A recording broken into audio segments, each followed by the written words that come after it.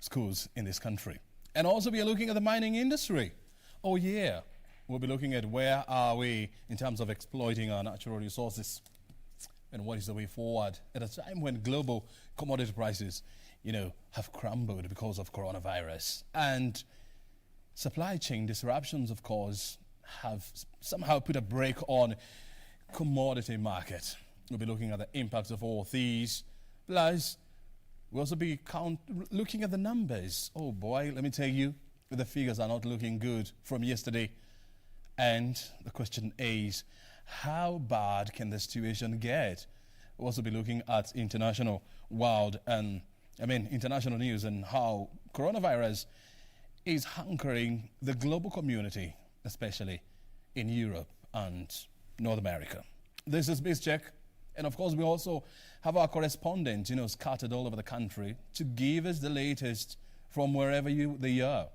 And we'll be linking up with them at different intervals. My name is O'Brien Kimani. Let's first of all have a look at the reporter's diary.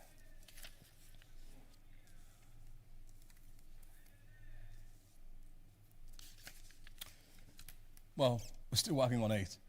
But, I told you that we'll be discussing the mining industry in Kenya.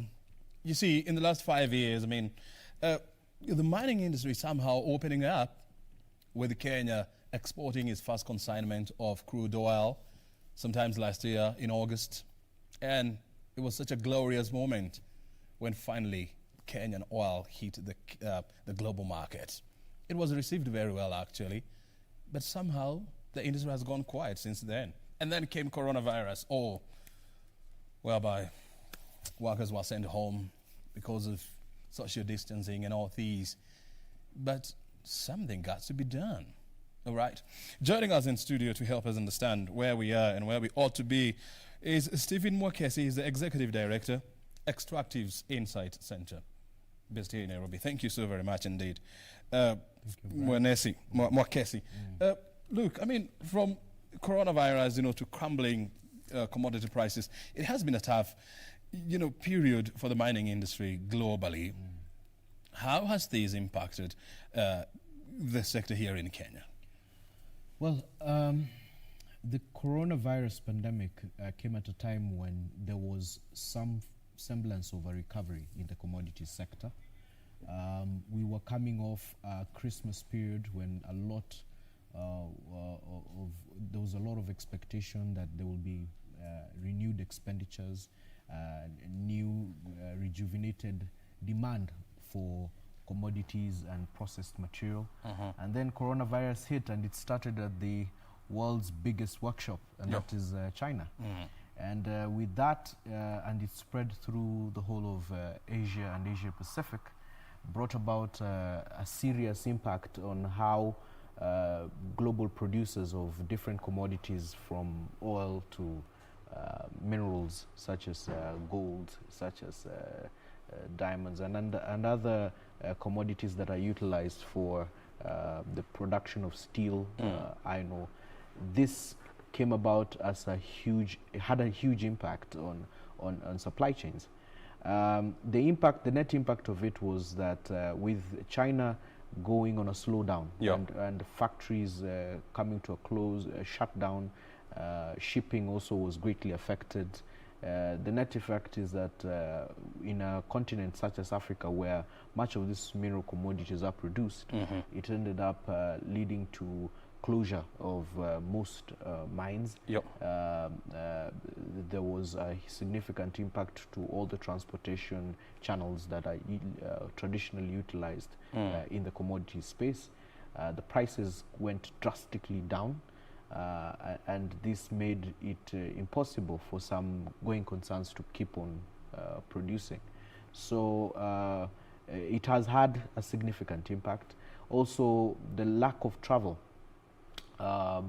also created a significant impact, because much of the mining activity that's being done in Africa, that's being done around the world, had executives who had traveled back home to do numerous things, and then suddenly they couldn't travel back. So the net effect was that it ended up that people were stuck where they were, and production could not be able to go on. So travel was greatly impacted. I can give you an example of gemstone mining in Taita Taveta, for example. We depend heavily on travelers who come from Sri Lanka, who come from Israel, who come to buy from our traders who are here resident in Kenya. And some of our producers, traders actually travel to the US and India and whatnot to trade their goods. But the moment airports were shut down and travel was closed, that meant that business came to a complete halt. And this is what we are experiencing now within the mining sector. Yes. I mean, and so, when you look at, all those dynamics, that are prevailing in the mining industry, how do you expect all these to impact the contribution of mining into Kenya's GDP in the year 2020? Well, one thing that we have to credit President Uhuru Kenyatta with is that since 2013, he had a very great vision of trying to lift the mining sector. And he set up a standalone ministry that was then headed by Minister Najib Balala at the time. And with that, saw a serious influx of interest from global players in investing within the Kenyan mining space. With that also, there was a serious focus also on the petroleum side, where there was also significant focus that was carried over from the time when we first discovered oil to the point where we are now. However, in as much as the country made great strides in terms of reforming the legislative framework, making sure that we are able to become ready for industry and for business, the commodity space was undergoing a lot of challenges. It was impacted by different waves. It started with the global financial crisis back then in 2008, different other crises that came about, and Corona was here impacting as well. And we've seen that with this, the contribution, which was at the beginning well below 1%, grew to some point close to now 1% and almost going over, because the production from one of our biggest mines in Kenya, Base Titanium, came online and has been producing over the last few years. And we saw those numbers going up, and there was excitement in the industry. People were ready to put in money. And then suddenly we're hit with this. Of course, this will have a significant impact. It will shatter the aspirations that we had as a country, that the mining space will be able to cater for much of our balance sheet as a country. But now, since mining is heavily dependent on what happens in different countries like China and the US, and I'll also put in there, you remember there was a significant war between China and the US. The trade war also had a big impact on how commodities and such as minerals are traded across the board. So indeed, yes, we will see that we might not be able to hit the targets and the numbers that we were anticipating before. However, I also want to state here that if we were to take that cue that the President Uhuru Kenyatta has given to us on focusing on manufacturing and processing, then this could be a safeguard that will help us grow, because much of our minerals that are exported right now are exported raw. So if we were to focus on much of mineral processing, we might see us hitting the numbers sooner than it was before. Yes. And of course, I mean, you are talking about, the Kwale County, and this is where we have one of the largest titanium mining factories in Africa, the Base Titanium. They were also forced to scale down their operations because, number one, the market was dwindling, and number two, we had supply chain challenges. Have they managed to resume operations as we speak? Well, there's some semblance of resumption of activity at the Base Titanium mine. Luckily for most of these mines and the operation with the scale such as Base Titanium, you end up setting up what we call long-term offtake contracts. So whereby you have a buyer who you have agreed within a long period of time that they'll be able to take your product at a certain price point. So people who have been able to set up offtake contracts have not been greatly hampered by the impact of Corona, except during those moments where there was a significant challenge in terms of logistics and being able to ship out commodities. I do not foresee there being too much stalling going forward. I mean, most companies have taken the advisory given by government and the World Health Organization about making sure that they make workspaces safe, that they conduct the operations and modify the operations to be able to make sure that there is no impact in terms of spread of the virus within their mining operations. And this has allowed companies to go ahead and continue.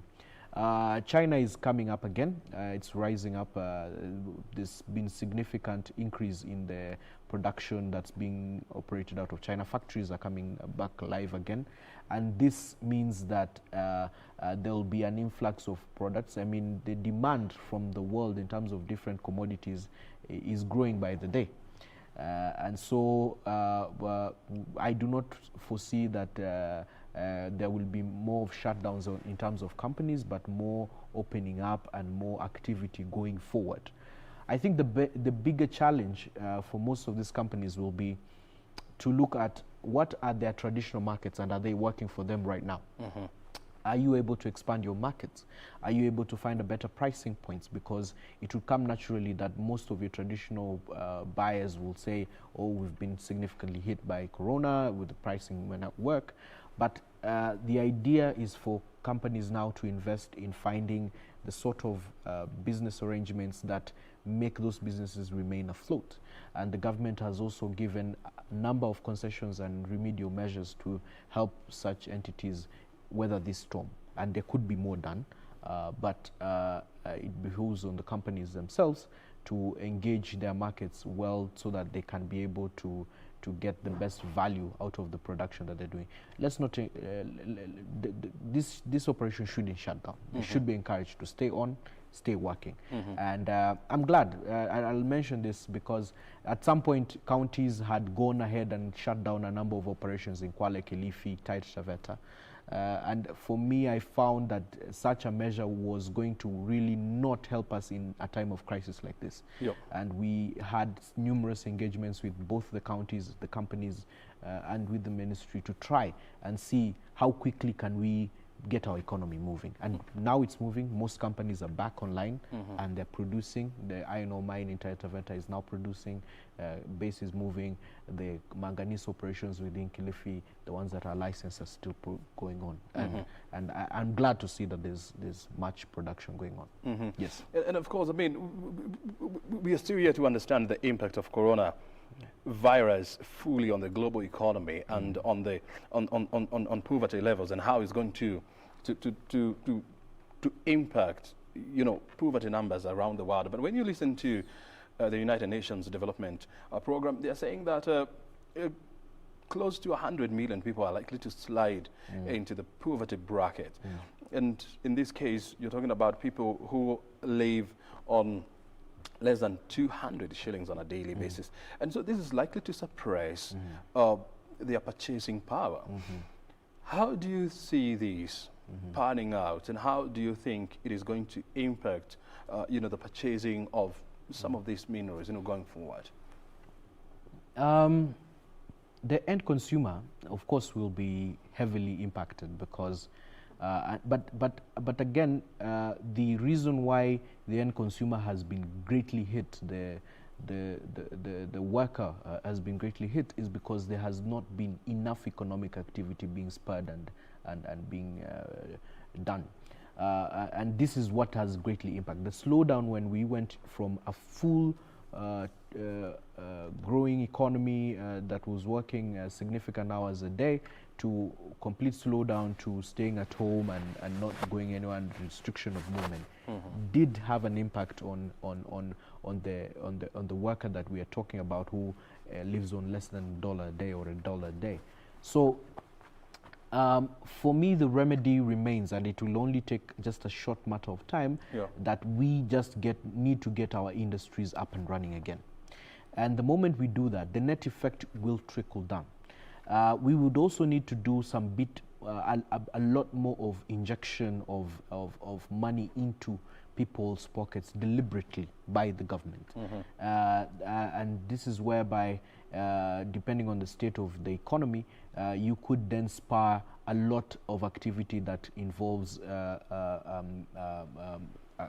say, for example, construction, work, laborers, like the way we are doing with the Kazi kwa Vijana that's happening right now, so that we start putting money in people's pockets directly. We allow for banks to be able to lend at significantly lower rates so that people can have access to capital. And at the same time, we encourage that normal production by companies, normal production by manufacturers keeps moving. Eventually we will catch up, but it's going to take some time, and there has to be deliberate moves by the government to try and stopgap these particular scenarios that may occur because of lack of fluidity of cash available to Kenyans. I am satisfied by the measures already taken by the government.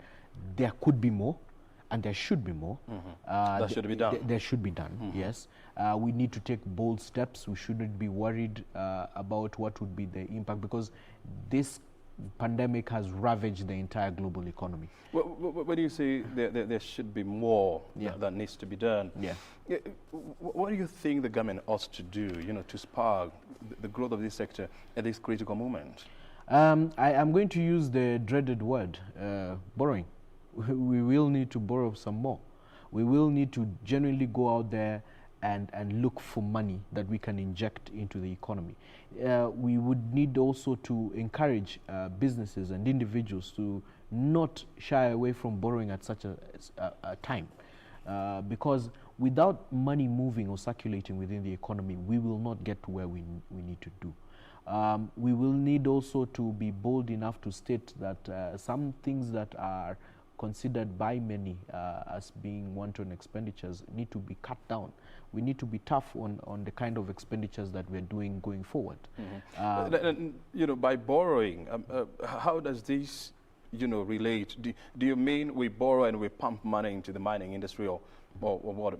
Because government is definitely not a significant investor in the mining industry in Kenya. This I'm speaking about it generally, because the moment this money comes into the general economy, it will mean that all the significant sectors that are ready and willing to begin to receive from that kind of borrowing will move forward. Remember, the mining sector covers a significant proportion. There's a segment called construction and industrial minerals, what we call developmental minerals. These developmental minerals or construction minerals, in the segment of this particular section within the economy, is a great contributor to the growth of the GDP. And is what we call the quarrying segment. Government needs to borrow money and have money available to get into significant construction over the next few days. There are new challenges that are going to come about because of coronavirus.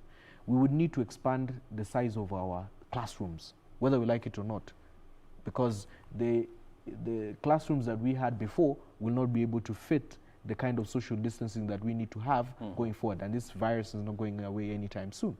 So there would be need for a lot of public investment in infrastructure, and this is where, and the net effect of that is that it will impact on now the mining sector in terms of production of cement, production of quarries, production of ballast, and this is what is the mining sector in itself. Again, there are so many other segments I can talk about that would, and the same impact is happening all over the globe, because some of the commodities that we're producing, for example, base titanium, the net effect of the heavy mineral sands is that it is utilized in the painting and manufacturing of pigments for paints and things like that. So the more this is happening all across the world, the more there will be demand for the minerals and commodities that we have within the mining sector in Kenya. So I'd say let's all be bold. Let's agree that this is the way to go. Let's not shy away from it. The moment the country starts making such discussions, we should not say that, oh, we are over leveraged. We are living in a very dangerous time. I mean, things are not as what they were before. And the government would need as much money wherever it can find, so that to be able to inject it into the economy to be able to spur up the kind of development that we're looking. Look, in the first quarter of this year, and I'm talking about January to April, the revenue from mining was about 14 billion shillings, which was an improvement from the 12 billion shillings in the first quarter of 2019. And the world had not factored in the full impact of coronavirus. And even us as a country, I mean, we were still trying to figure out where do we go and what happens and what measures do we put in place. Do you expect growth in the second quarter? That is from May to June. I know there are industry watchers who would be looking and wondering why I would be a bit pessimistic. I would not be that optimistic over this current quarter, and probably until the first quarter of next year, because presently the mining sector operates on risk appetite, and it operates also on the pricing of commodities globally. What I am confident about is that there will be a lot of uptake for investments in the gold sector, because a lot of economies and people are utilizing gold to hedge against the current economic crisis. Yep. So you'll find investments in the gold segment will rise. But in other segments, you'll find it will still take some time before they can be able to catch up.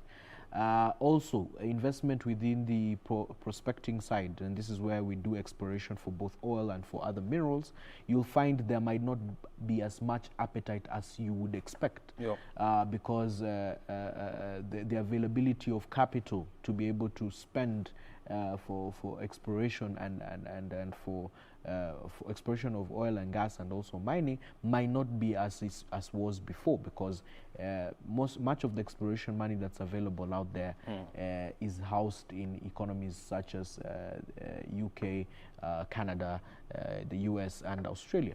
So with that being impacted, and they also dealing with a lot of the impacts from their end, it might not come naturally that we will see that money trickling in to the economy. So what we will have to work with is the current mining production activities that are currently online.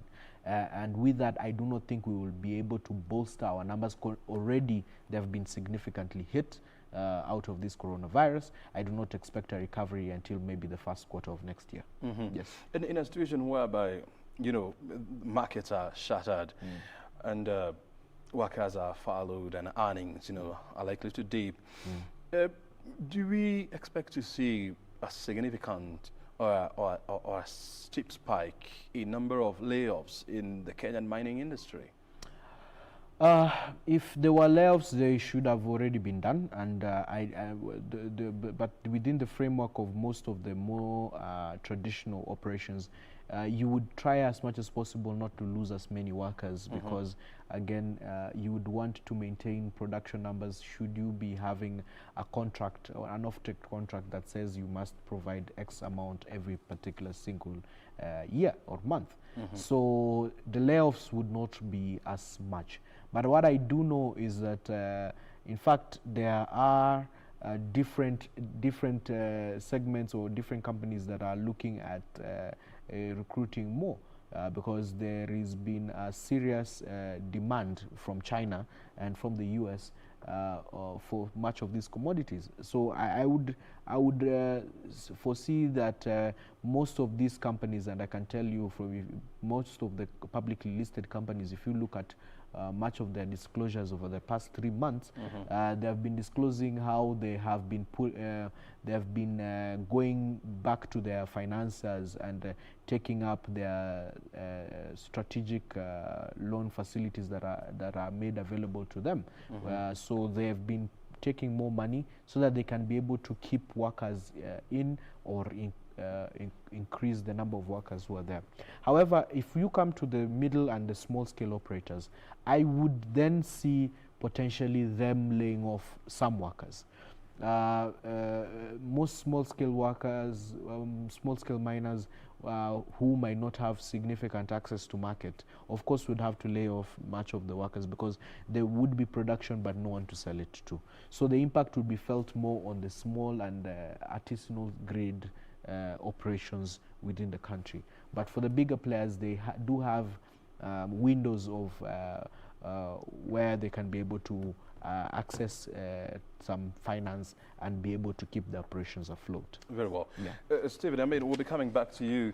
Yeah. But for now, we want to go to Ufundi House, where, you know, the Kenya Civil Servant Workers Union is having a press briefing and telling actually the world how civil servants have been impacted by the coronavirus. Let's first of all listen in.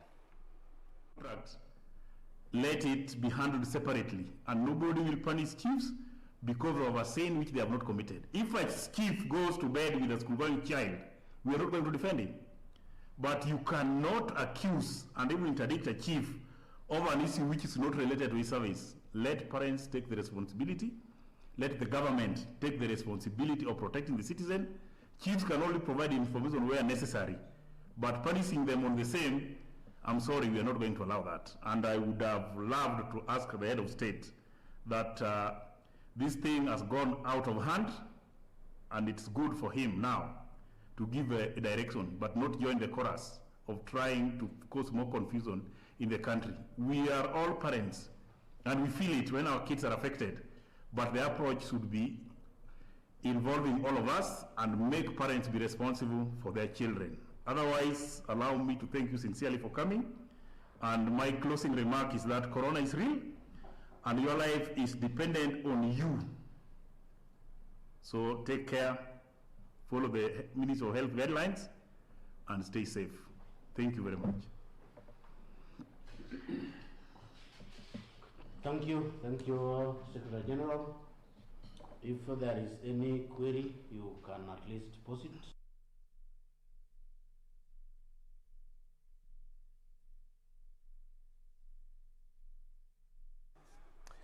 Well, as you can see on your screen, are members of the Kenya Civil Servant Union Association, you know, discussing how coronavirus has impacted, you know, civil servants.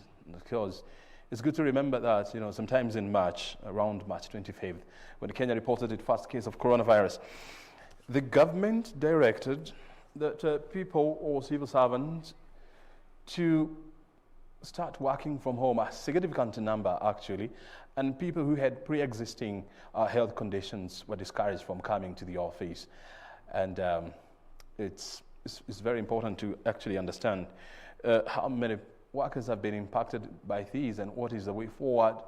So far we don't have any layoffs within the civil service, and we definitely know that a huge number of civil servants are working from home, and this is definitely having an impact on delivery of services to some extent. But the beauty of it is that we are all in it together.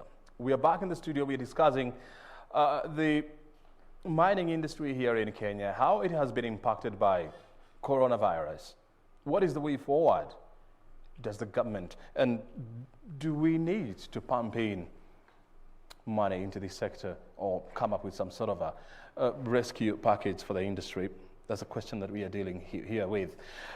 Stephen Mwakesi is the CEO or Executive Director at Extractives Insight Center. We've been having this discussion for the last 30 minutes. Stephen, you know, before we went for that briefing, I mean, we were discussing the contribution of, you know, the mining industry, you know, into Kenya's GDP, and we were talking about figures that came for the first quarter of this year.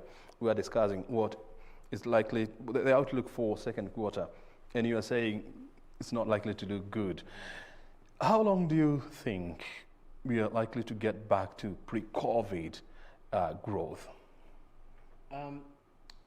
Well, to get to pre-COVID growth will be heavily dependent on what we see, how China deals with this impact of the coronavirus, how India works out with it, and also how also the US, because these are our traditional markets where much of these commodities end up. The conclusion of the trade debate between the US and China also will have a significant impact, because it will now give us a direction as to where the dollars or the money, the mining investment money, will be headed. I know there's been a significant interest by the American companies to invest more in the commodity space within Africa, and we foresee that if the trade war continues and there will be a stalemate, then we will see more American money flowing into the economy, and with that potentially we will see some uptick in terms of activity within the mining sector. Now, that's the optimistic side of things, and it might happen within the close of this year, but I would say we would be talking of a real recovery by half year of next year, but not anything anytime soon. In the interim, though, I think what I've said before and what I could probably mention, and maybe I wasn't quite clear on it, is that the government of Kenya has an opportunity even right now to cushion especially the artisanal mining segment. These are the artisanal gold miners who reside in the Migori area, some of them in Kakamega, some of them in Turkana, others in Taita Taveta who are mining gemstones, and Samburu. What I would then propose is that if the government could set aside a significant chunk of money, say 200, 300, even 400 million Kenya shillings, to buy the production that these people are doing, and it will act as a hedge, because eventually this commodity prices will go up. That is a given, and we will then be able to find a way to offload it when the markets are significantly better. But how would that work in a situation whereby, I mean, you know, as a country, we don't have reserves or stores for keeping some of these products, some like gold, for example. I mean, where would you keep gold? And we don't have, you know, pure refineries that refine gold, you know, to market standards. How do you deal with such a situation? Well, I'd say this. We do have. There are a couple of. There's one gold refinery that is at the Kilima Pesa. No, it's not at Kilima Pesa. It's at the JKI in Nairobi, a private one, of course, where we could be able to do some form of refining of that gold if you're able to purchase it at that extent. Again, even storing gold, even in its raw form, provided that you are able to know that what you're carrying is genuine product, it shouldn't be an issue. Also, we have a center that was built by the government called the Voi Gemstone Value Addition Center. So you could be able to actually procure the gold, value add, and as we wait for the markets to reopen, be able to now invite the actual investors to come in and purchase this particular production. I think, and also the government is also putting in place measures to set up a gold refinery in Kakamega, and those plants are in earnest. So I think it's time that we started looking, we had a forward-looking view in terms of this. For me, the most impacted, like I've mentioned before, are these artisanal miners. These are the people who, when they go into a mine hole, when they expect that when they come back after a few days, that they will be able to get their production purchased. But now they're coming up with very beautiful stones, very significant ounces of gold, but they have no one to sell it to, because the buyers are not in here, there's no one buying, and people are holding stock of very expensive or selling it at extremely throwaway prices. And this is having a very significant impact on the artisanal miners and their families to be able to keep themselves going. So this is one idea that could be utilized to be able to help show up the fortunes of the artisanal miners who are residing all across the country. But I've said also, the other very important way to do it is to make sure that going forward, all infrastructure projects, we ensure that the ballast and all the cement and everything else that is concerned with in terms of the economic recovery is procured from Kenyan-owned businesses, and that we are not allowing somebody who gets a tender for road construction opening up their own ballast site. Let Kenyans open up the ballast site, let them buy from them, we keep the economy moving. Because this is about helping each other and making sure all across the value chain or the supply chain that people are benefiting out of the interventions that are being done by the government in terms of the mining sector. Yes. And look, one of the oldest mining companies in Kenya, the Kenya flour mining company, Flospar mining company. I mean, they closed shop. Yes. Sometimes last year because of there was no much demand, and then this year we also saw the Ali oil mining project scheme between the Kenyan government and Talo Oil, coming to an end, and there's still a lot of uncertainty as where do we go from here? What happens, with a project Oil Kenya? So with all these uncertainties, in the mining industry here in Kenya, then you throw in a coronavirus. This can surmise to be a perfect storm, right?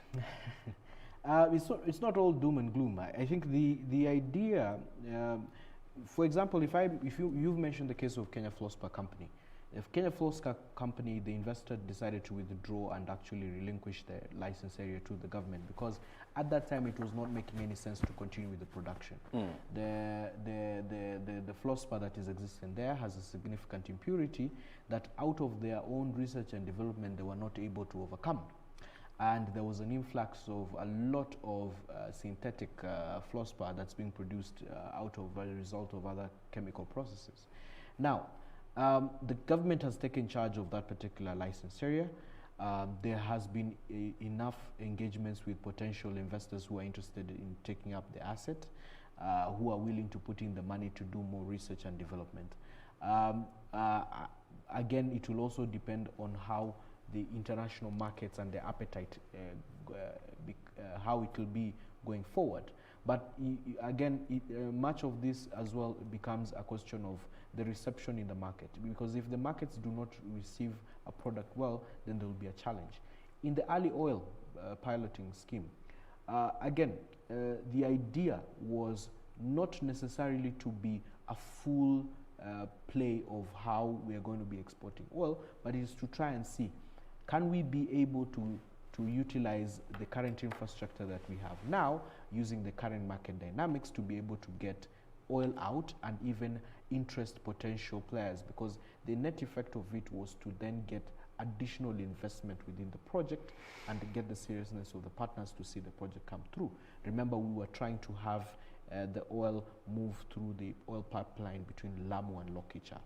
Now, the Ali oil pilot scheme was, in my view, a success because it enabled us to see that you could be able to pump out oil from Lokicha and move it all the way to the port, and also experiment on where the storage facilities are and be able to see if you can be able to access market and would you be able to find a buyer for the product eventually. And that worked, and we were able to see that.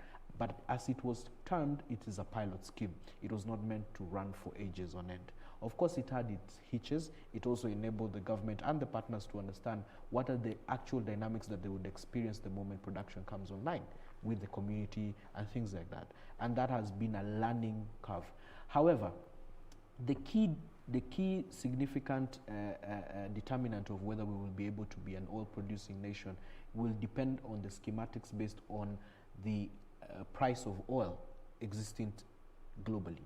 So if we're still trading at below $50 oil, the market dynamics will not allow for us to do to become an exporting nation at this particular time, because then the production of it all and the logistics of it all will not make it feasible for that oil to be competitive in the market.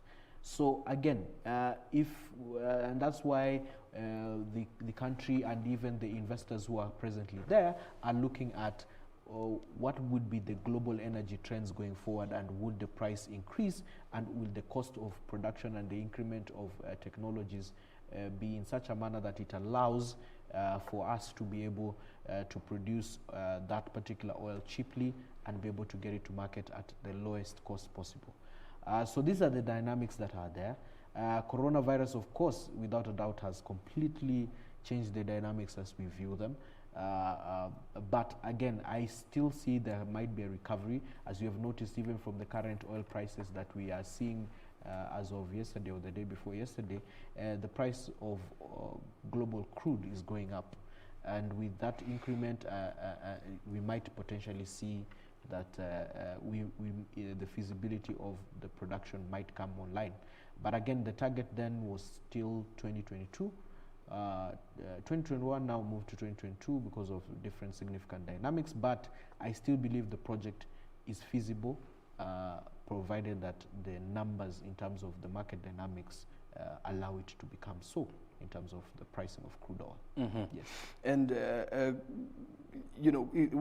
there was a lot of development that was taking place, especially in the petroleum industry, in the upstream part of the value chain, whereby various companies had shown interest in oil exploration, and a number of explorations were still going on, but they had to close down.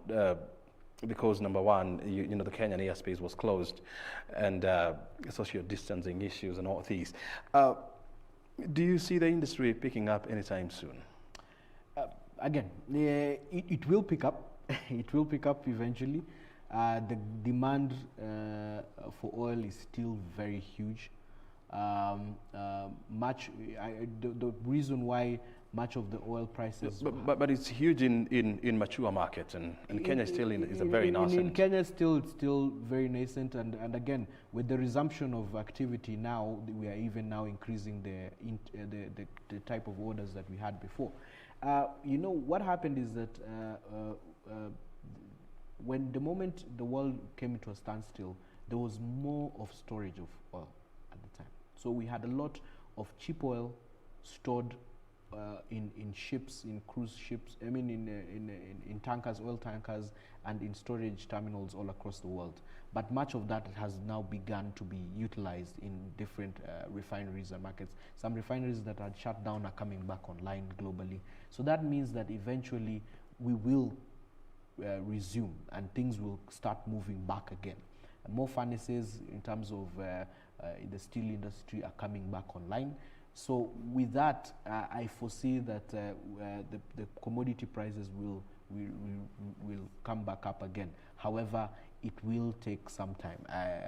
It will not be a recovery. I remember when the coronavirus was beginning, there was a lot of talk between business analysts that this would take a V-shaped recovery, that we went through a slump and then we'll go up. But it is less like that, and we're looking at more of a curved recovery that over time is when we will be able to see a rise in the economic dynamics. So I'm hoping everything held constant and with determination. Now, the only thing that will be of a very significant hit for our country is the preparation that we've been told by the government that we should expect a new wave of coronavirus impact between September and October. And this, indeed, whether we like it or not, might slow us back down again. It could mean a lockdown to the extent that we had in March if these numbers grow astronomically. So again, it also depends on how we as a country are able to manage ourselves. We are trying to open up the airspace, but again, if we have a significant hit in terms of a significant wave in number of cases of coronavirus being seen within the country, we might as a country go on a slowdown again. But I'm optimistic. I am seeing a lot of activity in Tanzania in terms of the gold sector, a lot of activity also in Uganda. So this means that we will still go on as a region in terms of mining activities. Ethiopia is also going on with much of its mining activity. So I do not foresee that we will come to a complete shutdown, but we need to watch and pray and actually hope that whatever wave of infections that we might foresee will not lead to a significant shutdown of the economy as has been stated by some policy analysts going forward. And when you look at this sector, I mean, in the last 4 or 5 years, I mean, there has been significant developments with the mining, the enactment of the Mining Act, the development of the mining and minerals policy in 2016. Would you say that these two documents, have somehow helped the sector to leapfrog in the last 5 years? Brian, if there is something that has helped first create some semblance of sanity in this sector, has been the development of these two documents, the Minerals and Mining Policy and the Mining Act 2016. Although the thing that the two documents have provided is some semblance of clarity in terms of what licensing was, because what we were utilizing then was a 1940 legislation that had parameters that were not attuned to the current global dynamics of mining and mining investment. But the current law, even with the little flaws that it does have, is quite a significant bold step in terms of how we regulate the mining sector. I think the only thing, the challenge that has hampered our ability to really harness the significant benefits that come from mining sector or the potential that is within the mining sector has been the lack of geological data, which the government has been working extremely hard to remedy with a multi-agency task force that's been trying to prepare what we call a geological airborne survey. A cadastre survey. And we are hoping that with that survey, the data that will be able to be received will enable potential mining investors look at Kenya as a destination in which they can put their investment dollars. However, there will still be need for more work. I know there's a very significant interest by the government of Kenya to do a review of the Mining Act to make it even more in conformity with the global dynamics. We've been able to see what the hitches are, but already whenever an investor looks at the Mining Act, they come out of it being more confident that there's some bit of clarity in terms of how to operate within the particular sector. There's still a lot more to be done, but the mining sector has become the better because of it. And even the biggest beneficiaries has been the Mwananchi, because communities now have a greater say in the mining space, landowners have a greater say in the mining space. The benefits that accrue out of mining are directly targeted at making sure that Kenyans get the maximum benefit out of the mining sector.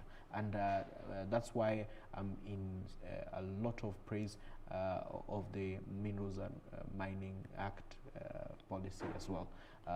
And also, I took part in part of the drafting, so you take pride in that. I take pride in that. Look, in as much as all that has happened, we've been talking about this cadastre survey, for a very long time. Geological survey, actually. Yes. And nothing seems to be happening apart from, the formation of the committee. This is something that should have happened way back, so that investors do not have to keep on guessing where you have minerals in this country. Do you see this happening anytime soon? Well, Brian, the fact is that there has been an activity being done. Again, an airborne geological survey is a very important exercise. It has a lot of dynamics.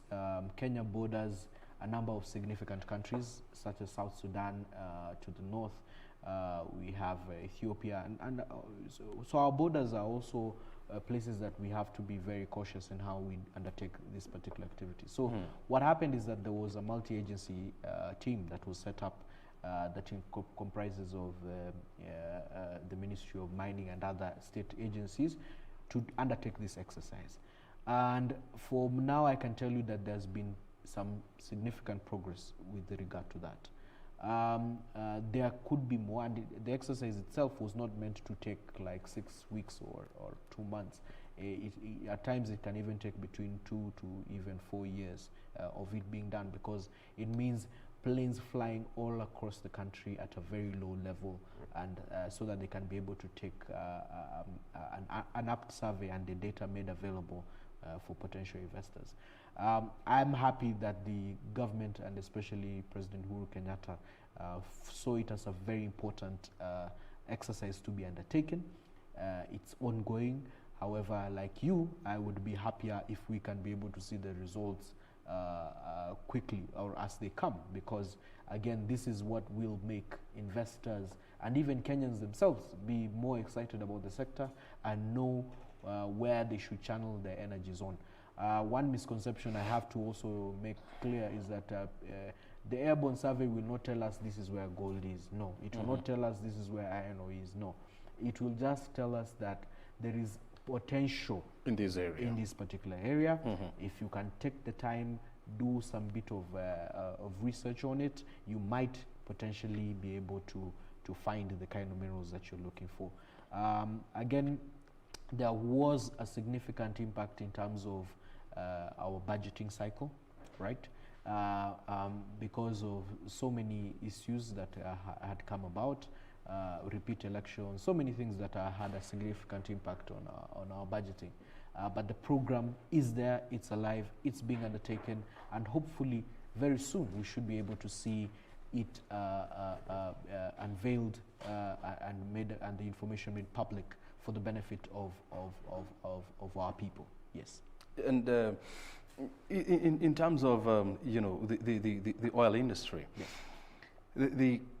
A lot of countries are now moving to what is being described as the green energy, and there has been a mass exodus when it comes to what we call fossil fuel. Are we getting into this industry or sector when the prospects are not as good as they were?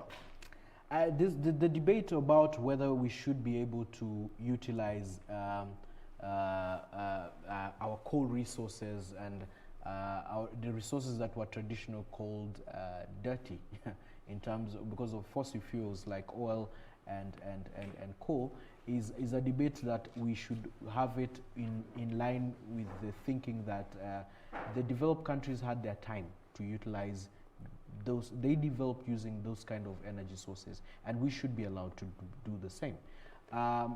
We have been very careful as a country to ensure that we try as much as possible to maintain our environmental spaces. There's been a significant call by the government to invest. In fact, if you remember, there was no rallying call greater than the one that we did at the point of the 2013 administration, when the president said we are going to put in 5,000 megawatts of renewable energy into the grid. And he has done a significant, there was a lot of interest in wind and solar, and there's been significant investment on that as well. But however, it's very important that for a country such as Kenya to utilize its sources of fossil fuels, we should be also allowed to utilize our coal resources as well, to be able to see how we can be able to increase. And now there's also a significant push for us to utilize our uranium resources, because we do have some uranium deposits within the country, to now build a nuclear power plant that can be able to enable to help us as a country move and leapfrog in terms of the energy space. Yes. And also, investors in the past have decried the long bureaucratic processes in this country. And a simple case is the coal mining in Mui Basin of Kitui. Since 2012, there has been a lot of back and forth, from environmentalists to, government bureaucrats and the locals as well. And this has somehow delayed such a significant project, which was supposed to provide employment to more than 5,000 people and earn the country more than 10 billion shillings, annually. Then, going forward, because we have learned our mistake in the past, how do we ensure that we do not end up, in a situation like whereby investors have shown interest? Yes, there is a proven reserve of this kind of mineral, and yet you still end up with frustrations on the side of investors. And Kenya has been a learning nation. We've had a new dynamic, a new constitution that gave more power to the people, and they were able to understand their rights. We've been reforming our land laws and how we work around land access. And also, we've also been reforming the Mining Act to say that consent and access to land is something that should be given significant priority. I think what has happened in the past and what we can potentially look forward to going forward is the question of how can we then be able to say that before an investment is thought up and before an investment is made ready, there is significant consultation with the people who are going to be greatly impacted by that particular investment. And so with the new laws that we do have, we are seeing more and more engagements between landowners and the community. The case of Mui Basin has been mainly a question of dealing with the issue of existing landowners and how they can be able to get just compensation for the same. And they said they could not be able to get compensation if they had not had their titling and adjudication of their land done and sorted out. But there has been significant cooperation now between the National Land Commission, the Ministry of Mining, and other state departments such as the Petroleum Department to always see to it that the moment an investment has been made clear that this is potentially going to happen, that the wheels move quickly to try and make sure that the issues of land access and land compensation are sorted out and made clear so that the investor has a clear pathway towards getting into production as quickly as possible. We've seen this even with the Turkana question, also on the question of the pipeline as well. We are seeing this also in different areas within the country. In Kwale, before the licenses that were renewed recently for base titanium, there was a lot of consultation with the people.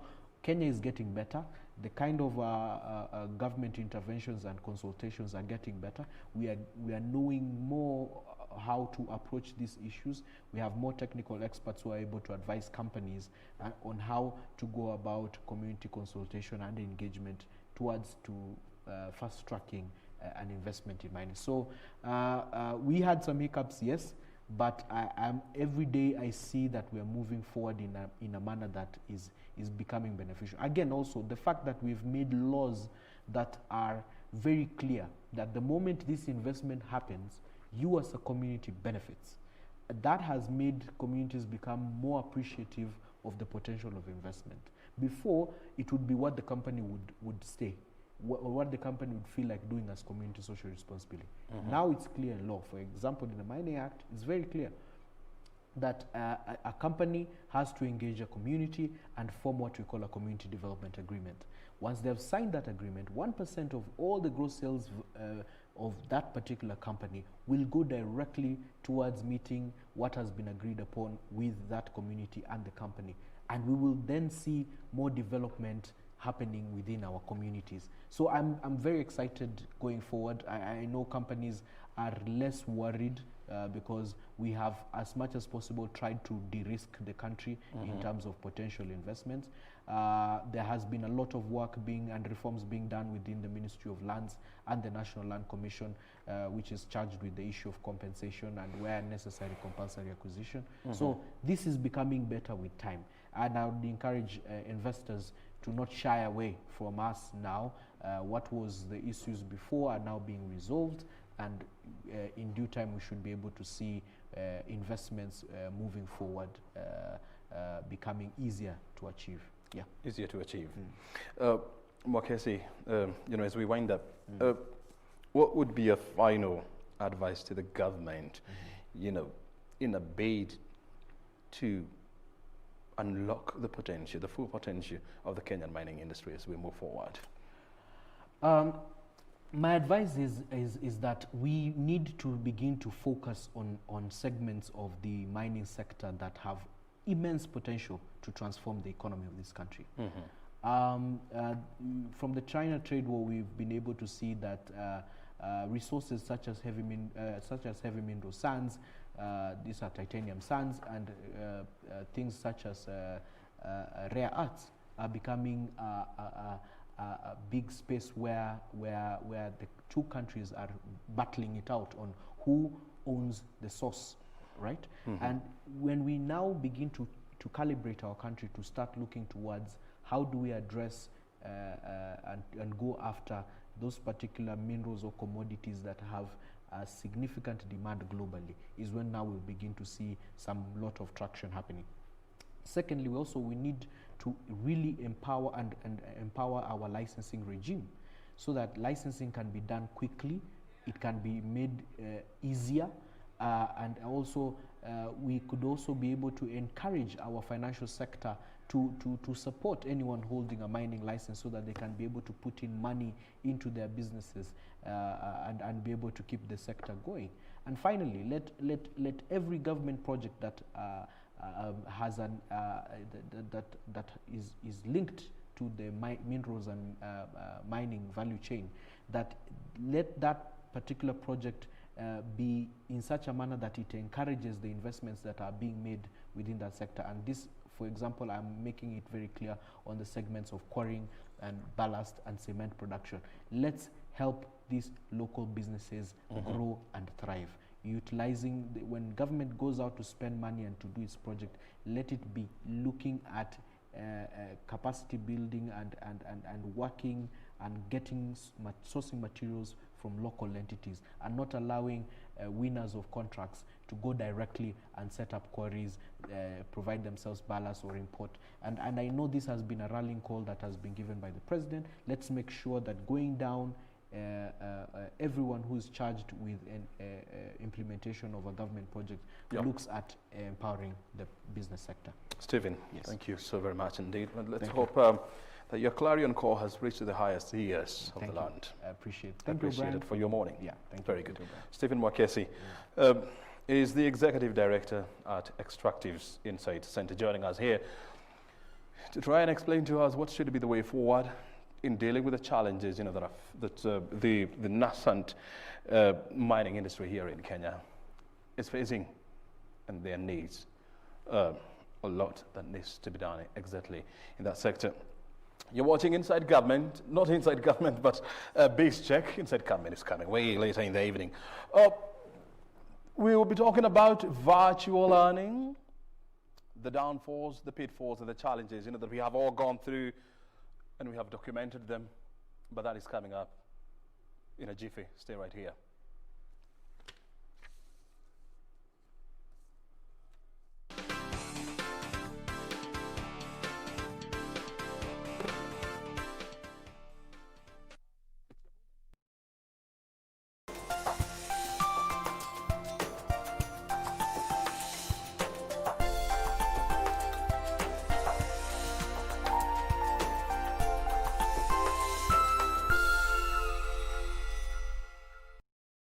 When the world changed, it made us go back to the simple joys and love the little things even more, like serving up your best, eating together, and sharing more. Now, we'll take nothing for granted and always remember to taste the simple joys.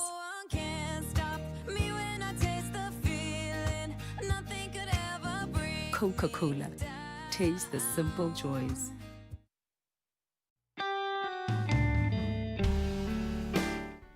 Hamjambo wa Kenya wenzangu, mimi ni Mheshimiwa Mize.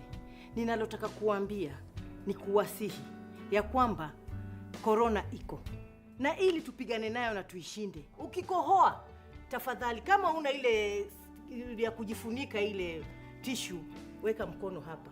Kama ni chafya yako acho na itabakia pale pale. Kama ni kukohoa yako koholea hapo. Na nakwambia tukizingatia sheria na tuitii, hii korona tutaishinda na nchi yetu tutarudi kama kawaida.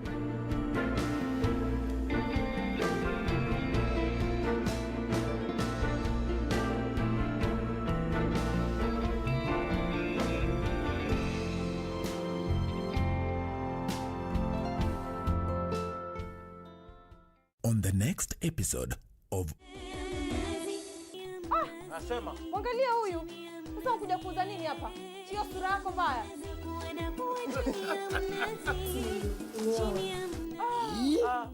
Aisha, sema kusha kutoka wewe. Maji na maji ya kutosha. Sijakuja sababu ya maji. Mambo yamebadilika. Ukiangalia Yatekela leo lazima nimalize fundi. Wewe nipe pesa zangu wewe. Tujali kazi zenu hata nilikuwa nataka wakuje. Kwa hivyo wakuje.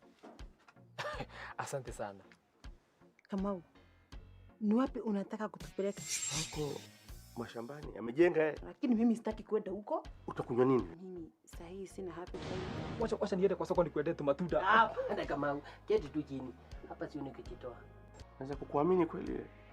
Nataka kudeal na wayune na jobu. Deal na wao sasa. Wacha mimi ndio nitiki hivi, wacha nikufikishe tu hapa. Sawa. This Thursday on KBC Channel 1. Don't you knock? Get out. Just wanted to see if you needed anything more from me. No. I am a single woman trying to build a career. You have a husband, a family. Family. Kuna mambo zaidi ambayo hauniambii. This isn't just about caring for that man, is it? For a program that is objective and offers answers to matters economic, security, social, political, food, infrastructure, and setting the agenda. Join us for Charging Currents. Kila thuluthi ya mwisho wa usiku Allah subhanahu wa ta'ala hutoa fursa kwa binadamu kuomba msamaha ama kitu chochote ambacho anakihitaji. Assalamu alaikum, alaikum, yeah. Assalamu alaikum, alaikum, yeah. Hao waja wangu watakapokuwa wakiniomba, basi kwanza wao wawe ni wenye kuyajibu yale yangu. Vile vile umwamini na Mwenyezi Mungu Subhanahu wa Ta'ala. For the rest of my life, I'll be with you, I'll stay by your side. Symptomatic, pre-symptomatic, symptomatic. What is the difference? Current evidence suggests that most transmission occurs from symptomatic people through close contacts with others. Effective tracking of infections and contacting people who may have picked up the disease from confirmed cases is now a focus for many countries. In doing so, the president urged Kenyans to be their brother's keeper. Therefore, behooves us to continue to adhere to the Ministry of Health's guidelines in combating the spread of the disease.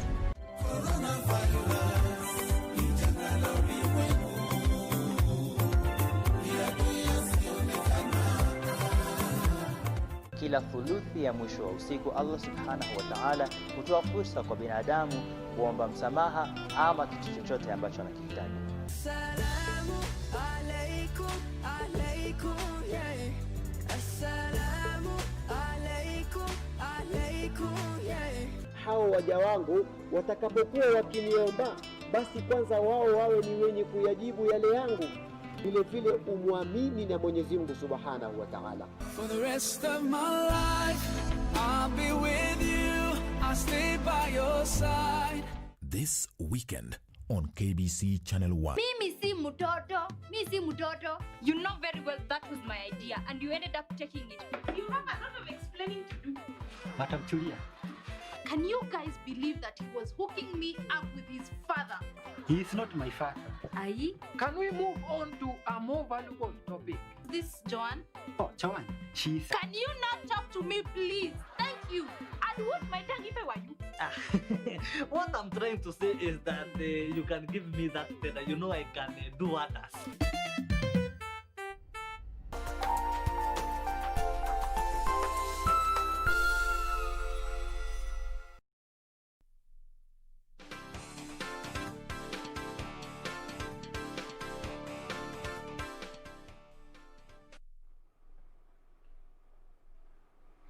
You see, for the longest time, Kenya has been the dominant ICT center in the Greater Horn of Africa. Also, that's what we've been thinking about. With internet connectivity rivaling other countries in the region and mobile connectivity, standing at more than 110%. I mean, and the construction of the Konza Technopolis, Kenya, was being touted as the absolute silicon savannah of Africa. But that was before coronavirus happened, that has really tested the limits of our internet connectivity as well as ICT infrastructure.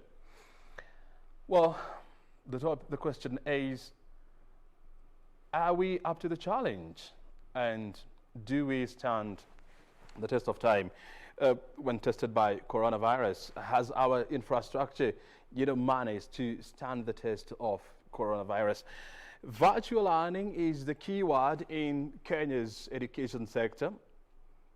Have we fared better, or are there areas of improvement? Joining us this morning is Dr. Tom Musili. He's the CEO and founder of Computers for Schools Kenya. Thank you so very much indeed, Tom, for joining us. I mean, this is not the first time that we're having this discussion with you.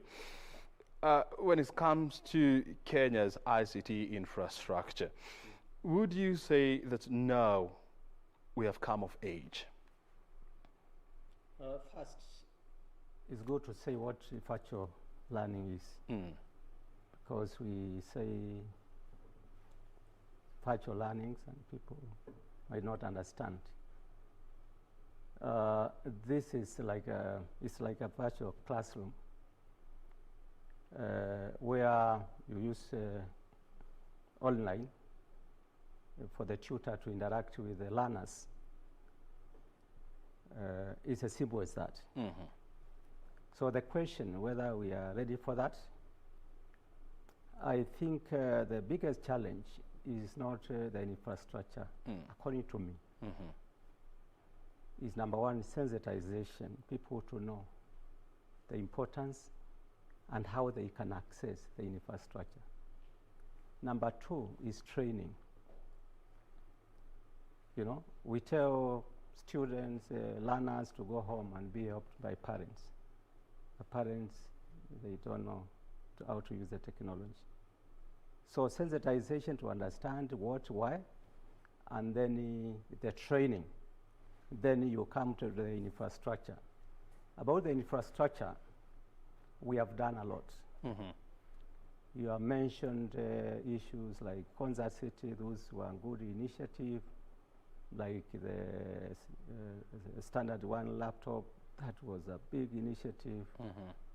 We have come with a very high-tech initiative of taking internet to the grassroots, using the loon balloons.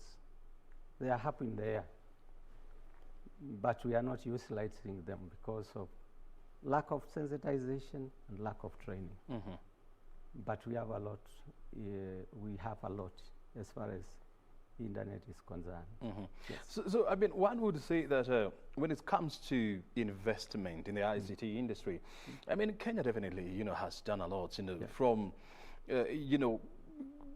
doing the, or putting up the fiber optic cables, to the loon balloons that are in the air up there, to attempting to bring ICT infrastructure to our schools through the laptop project, which somehow never succeeded as it was envisaged. So one would say that in terms of infrastructure development, Kenya has done absolutely good.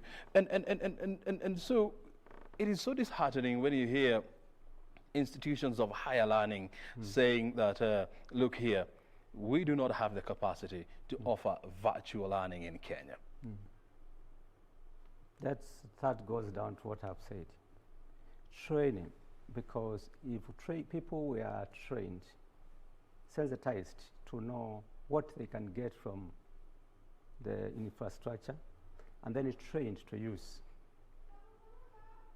they will even push for more.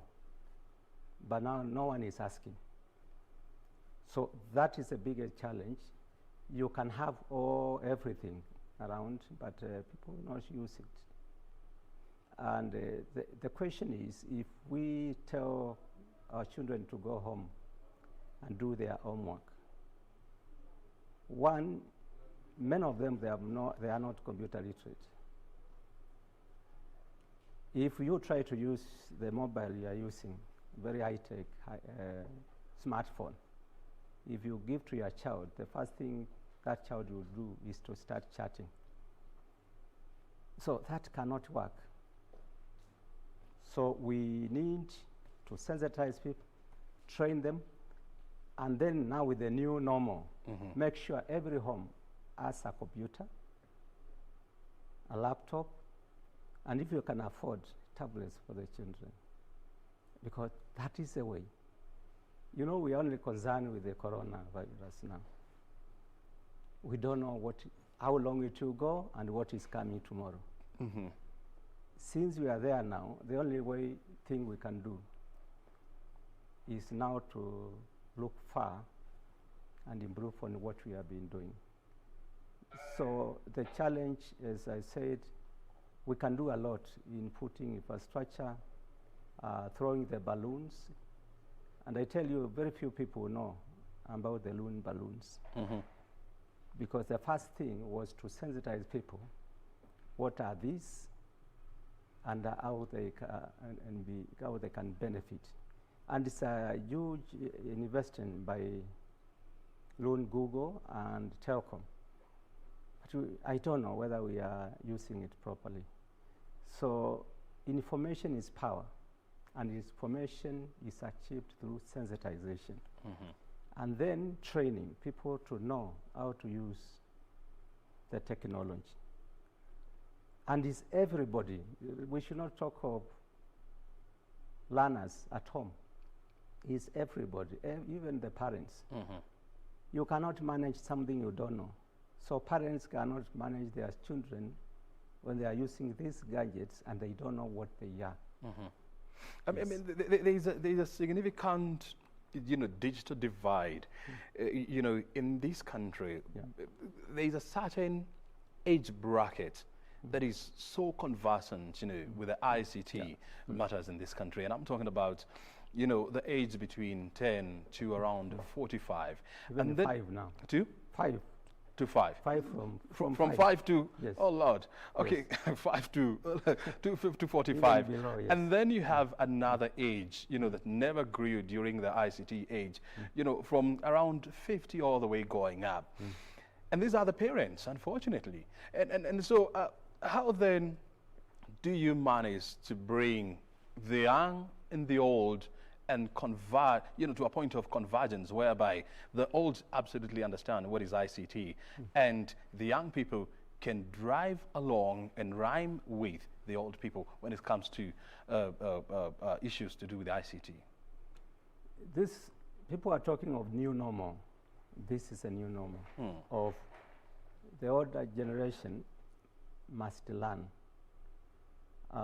They cannot catch up with the new generation that's out, but just to have an idea what is technology. How can you use a computer, a laptop, a mobile phone, and that is the only way, and is through telling every person in this case, it doesn't matter, even 80 years.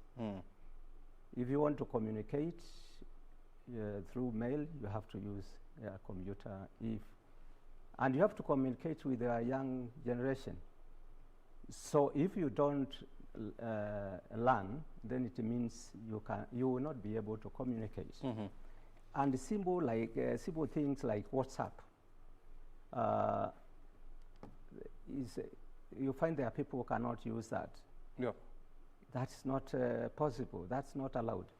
So everyone in this country must now adapt to the new norm, which will not come out of this. So, and I'm saying they will not converge at one point, but the older generation to understand. Yeah.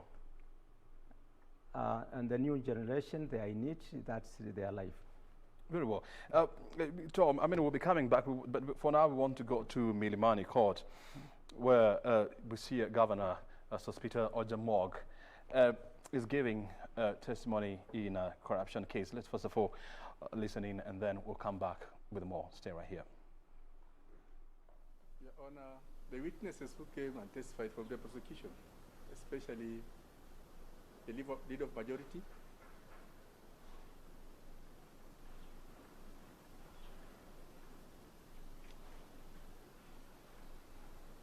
the chairman of the Committee on Environment, the CECs that came,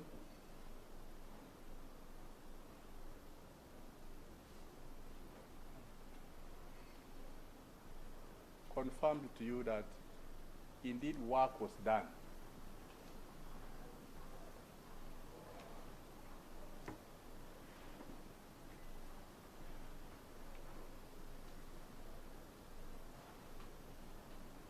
And the residents were happy.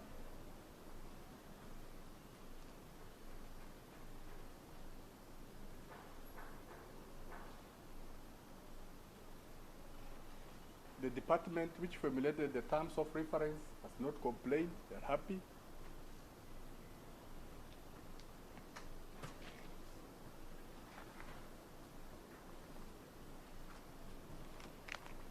So to us in the county government,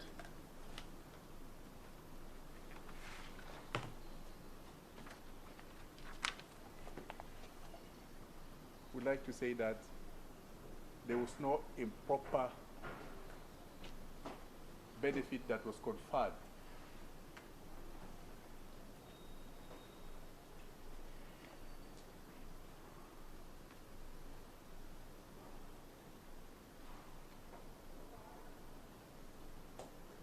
To Madam R Enterprises.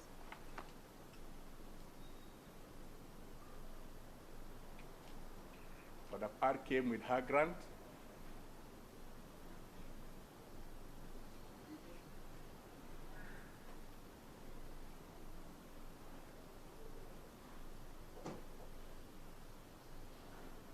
And you were duty bound.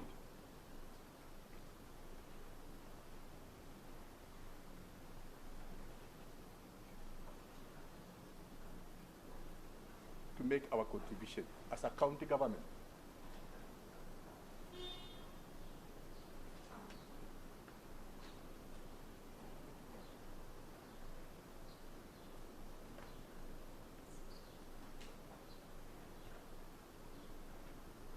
And this was authorized by the County Executive Committee.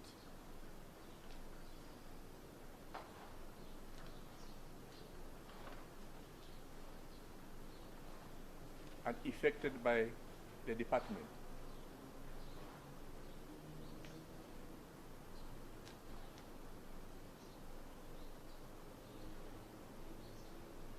And not Sospito Jamong, the governor of Mr. Thomas.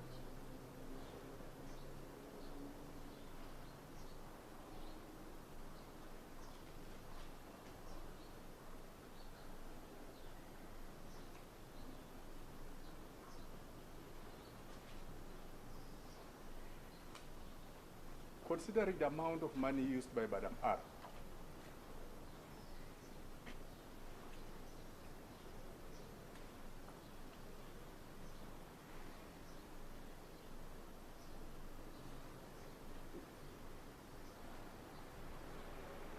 we did not confer her a benefit,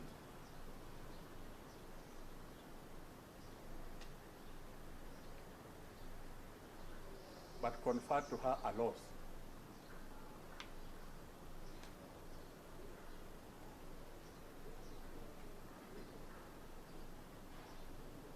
She should be the one regretting and crying now.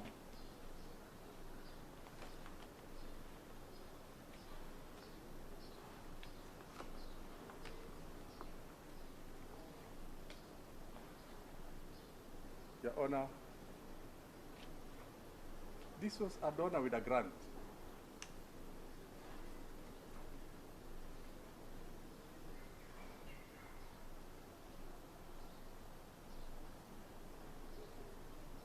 To assist in the establishment of an integrated solid waste management system.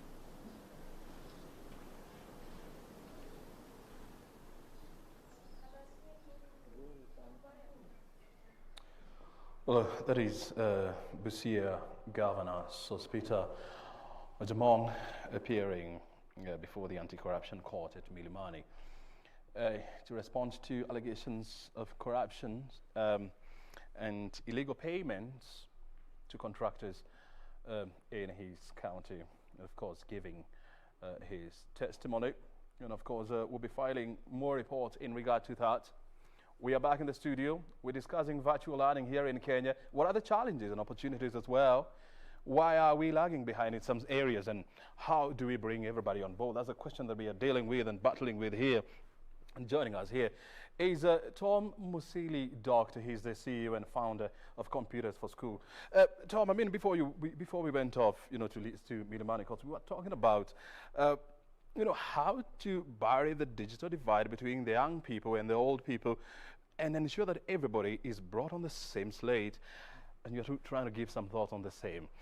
But let me ask you this. I mean, if we have the right infrastructure in place, how then do we pass the message or the information to the people that, hey, look here, there is a lot of opportunity in the ICT sector, and this is the way to exploit these?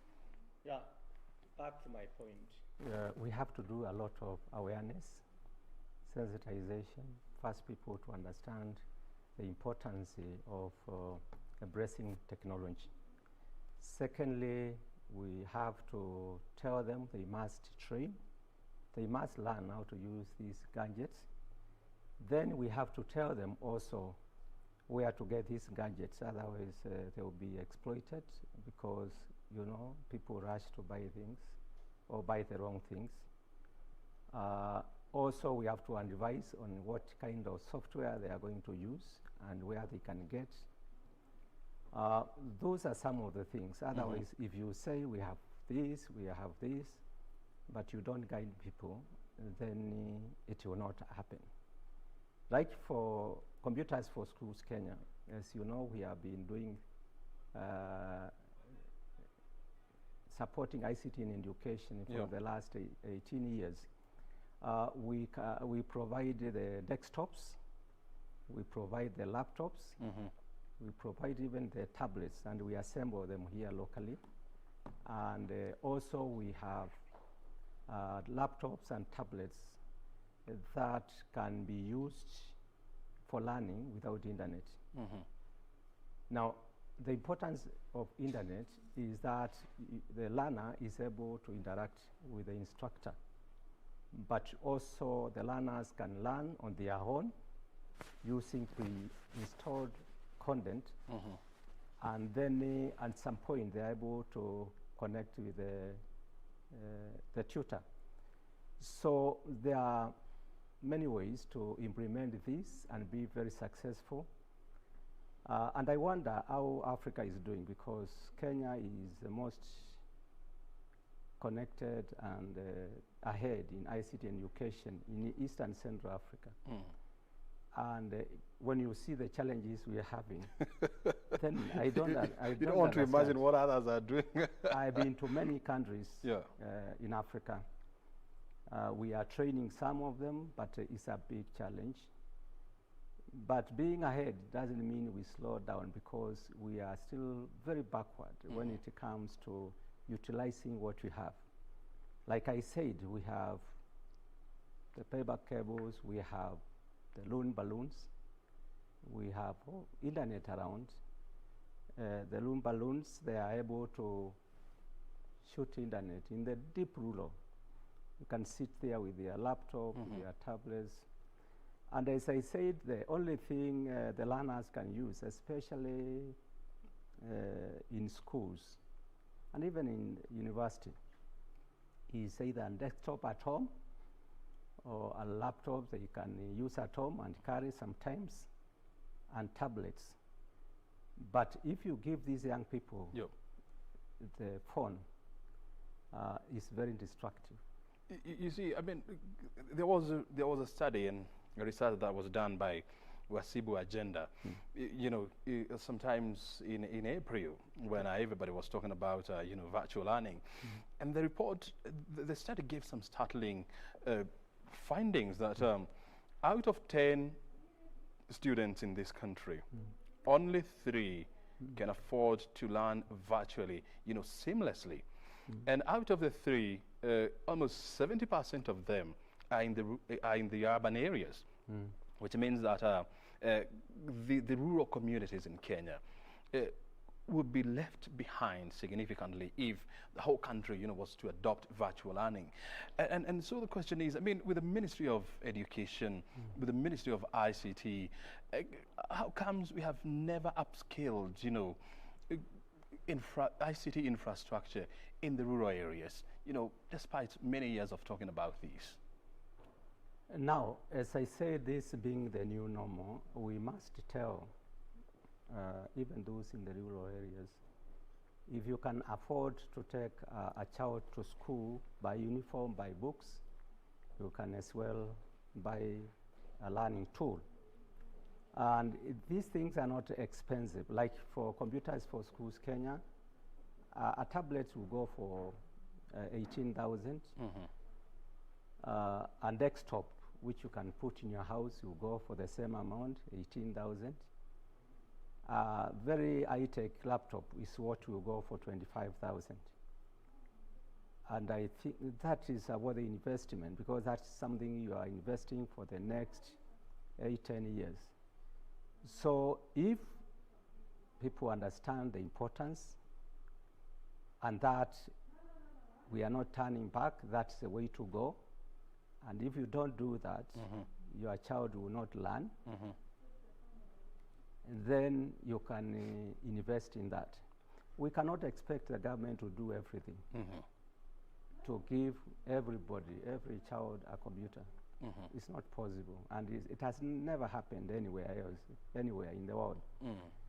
But it's the responsibility of the parents to do so.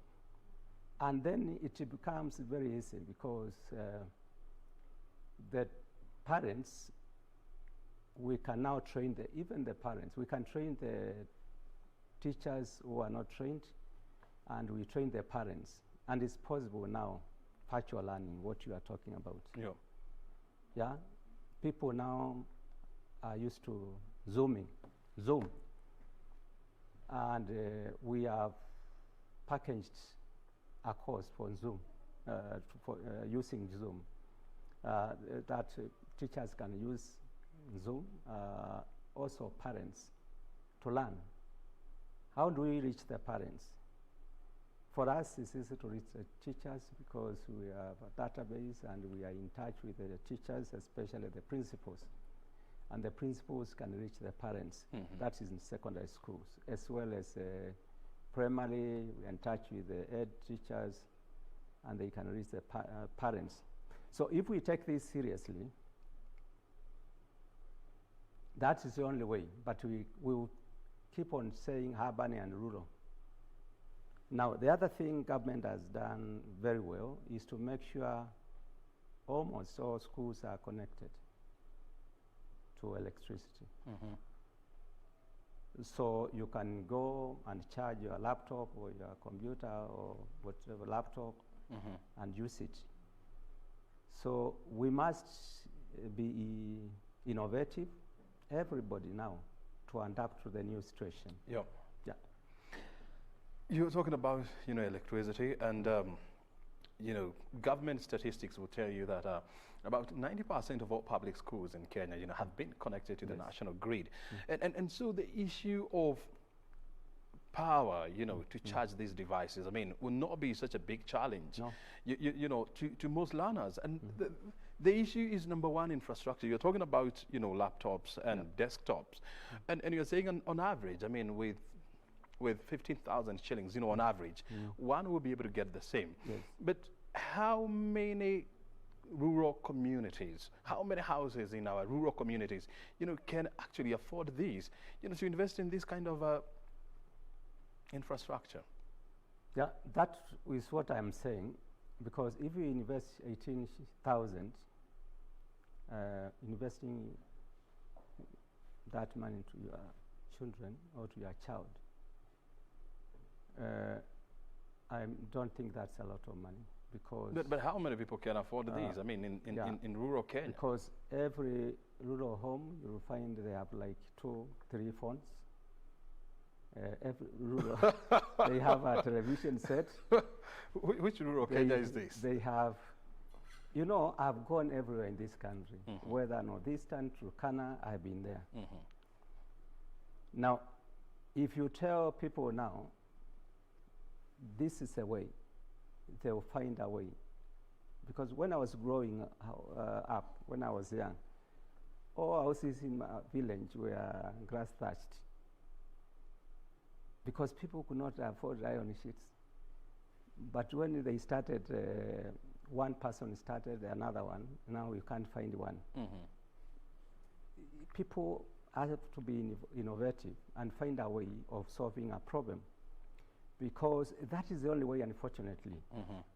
There is no way you can tap internet without a gadget. Yeah. And even if we tell the government to do, the biggest thing government could do was to drop electricity and throw the balloons in partnership with LUL and telecom, because telecom is government. Unfortunately, technology is not easy. And now, the other thing I must mention, everything good comes with bad issues. The more gadgets we have, the more electronic waste we're going to have. And you know how dangerous it is. Now, fortunately, we are only the licensed facility to handle that. E-waste. And actually, we'll be coming back to the issue of e-waste, because you know, that is another crisis, you know, that is boiling. You know, as more Kenyans, you know, adapt to ICT infrastructure, the issue of e-waste is now becoming more prominent, but still remaining or still getting stuck on this issue of virtual learning. Look here, when you look at our homes and our schools, are they modeled for virtual learning? They are not modeled, many of them, but it's about adjusting. Adjusting. Because when we say it, we take laptops, tablets to standard 1. That was done. So it has to take the goodwill of the government, and more important, the people. Because even the challenge of standard 1 laptops is the people, because they were not properly sensitized and trained. And I think these initiatives, as I said, were good, because that was a very positive move. Now, what I've said, at school, sometimes you don't need even to have the 20 laptops or 20 computers. You can buy one laptop, buy an overhead projector, and teach using that. And you can reach many learners using that. So there are many ways of packaging this. We have the expertise. We have been advising other countries. So we are going to partner with the Ministry of ICT and Education to make sure this works. And as I said, it takes the goodwill of the government and the people. I'm talking the people because this includes parents, guardians, and everybody. And then to tell those who fear learning or using a computer is the easiest thing to learn, provided you know how to read and write. And it can guide you, and when you make a mistake, it will tell you. It's only to be bold enough, accept you don't know, and learn. If we do that, then we are all informed, and we will ask more from the government. But now, no one is asking, because we have more than what we can use. Yes. There are people who are saying that, I mean, you know, to spur the use of ICT, especially in our learning institutions, especially during this corona period, one of the measures that the government should have put in place is, number one, was to abolish, you know, taxation on things like computers, modems, you know, bundles and mobile phones. Unfortunately, this has not happened. do you think this would have helped in any way? Greatly, because the price, as you said, the challenge is affordability. If the price goes down, you buy more. But you know how government works. Yeah. It has to be pushed. So if we are not pushing the government...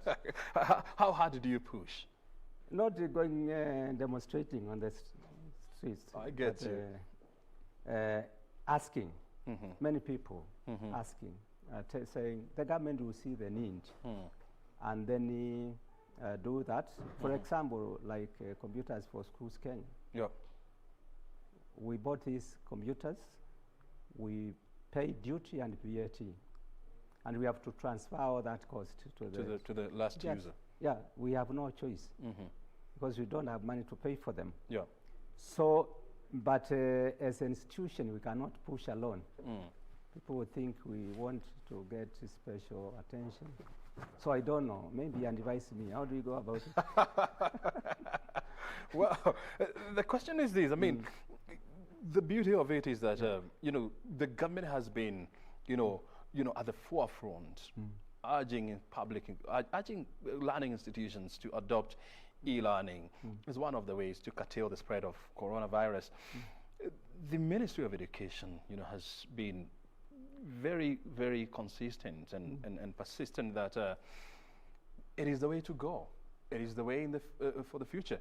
And we have also seen, you know, the Ministry of ICT, you know, also launching expensive projects like the Google Looms, which tells you that there is strong will on the government side to upscale virtual learning in Kenya. The question is there a missing link between what other sector players are doing vis-a-vis what the government is doing? The missing link is that just talking, saying we have this, we can do this, we have everything. But the thing is, if we are pushing the connectivity to the rural, do those people know what is it for? Those people have the gadgets to use the internet. Are those people able to use the gadgets? In fact, it should be the other way. Before you bring these things,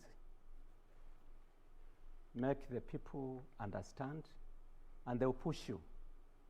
But you bring the things and tell them the things are here. Yeah? And the fork is here, the knife is here, but they have never used. Yes, it's simple. Why do you think? So I don't know how to explain, just to tell you, as simple as that.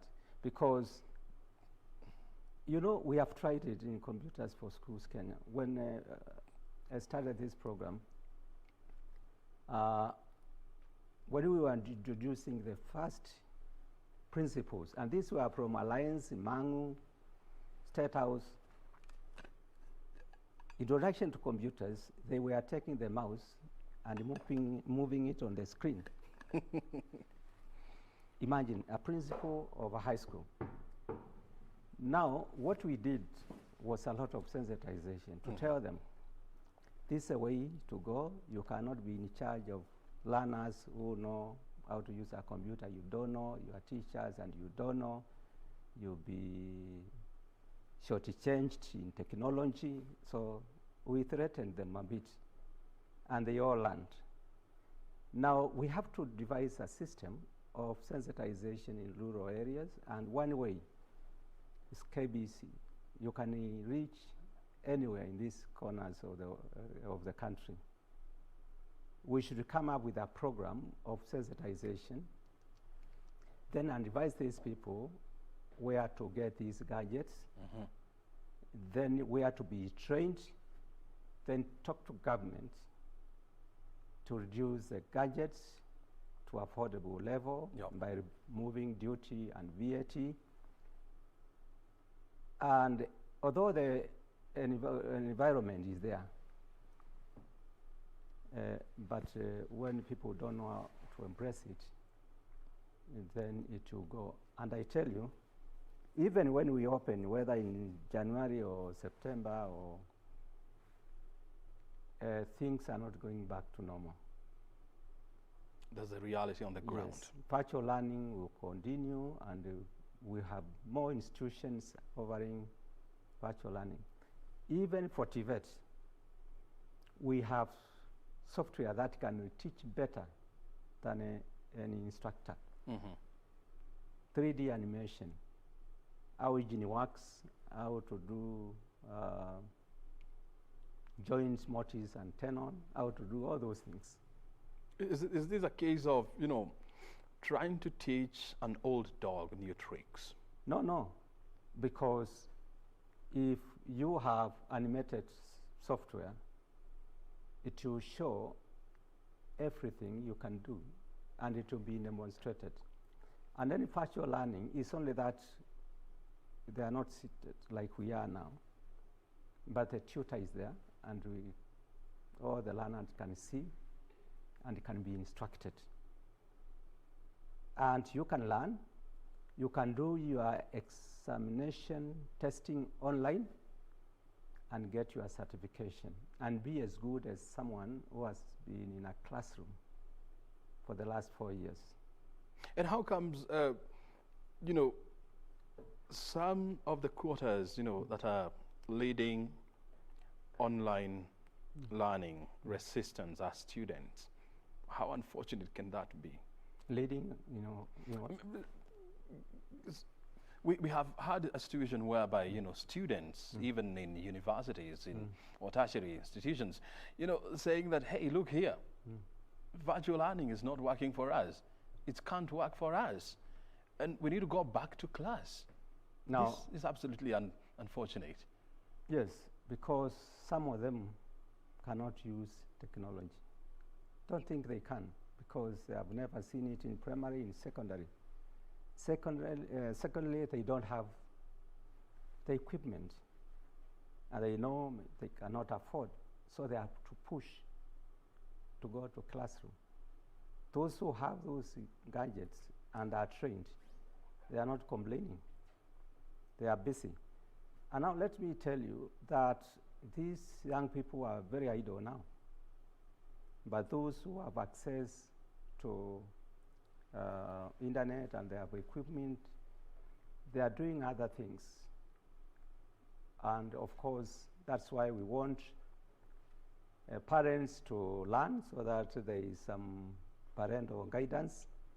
And we have a software that we can install in that computer to enable the parents to at least protect their children. So if a situation happens, as human beings, we must be innovative and adapt. So we should not see challenges because we have solutions. And here is not easy, because what is most important is connectivity, and we have. The other things I've been talking about, those are easy to do, provided there is a goodwill of the government and the people. Tom, because I can see time is well spent here, there is what we call the challenges of ICT, and one of them being the e-waste menace. And even before, we started, the accelerated use of, ICT gadgets. I mean, the question of e-waste was a big issue here in Kenya.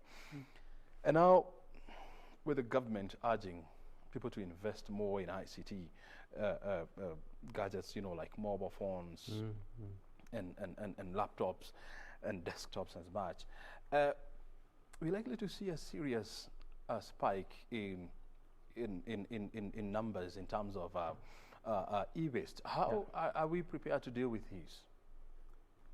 When I'm talking about awareness, sensitization, training, we need even to do it to our leaders, even members of parliament.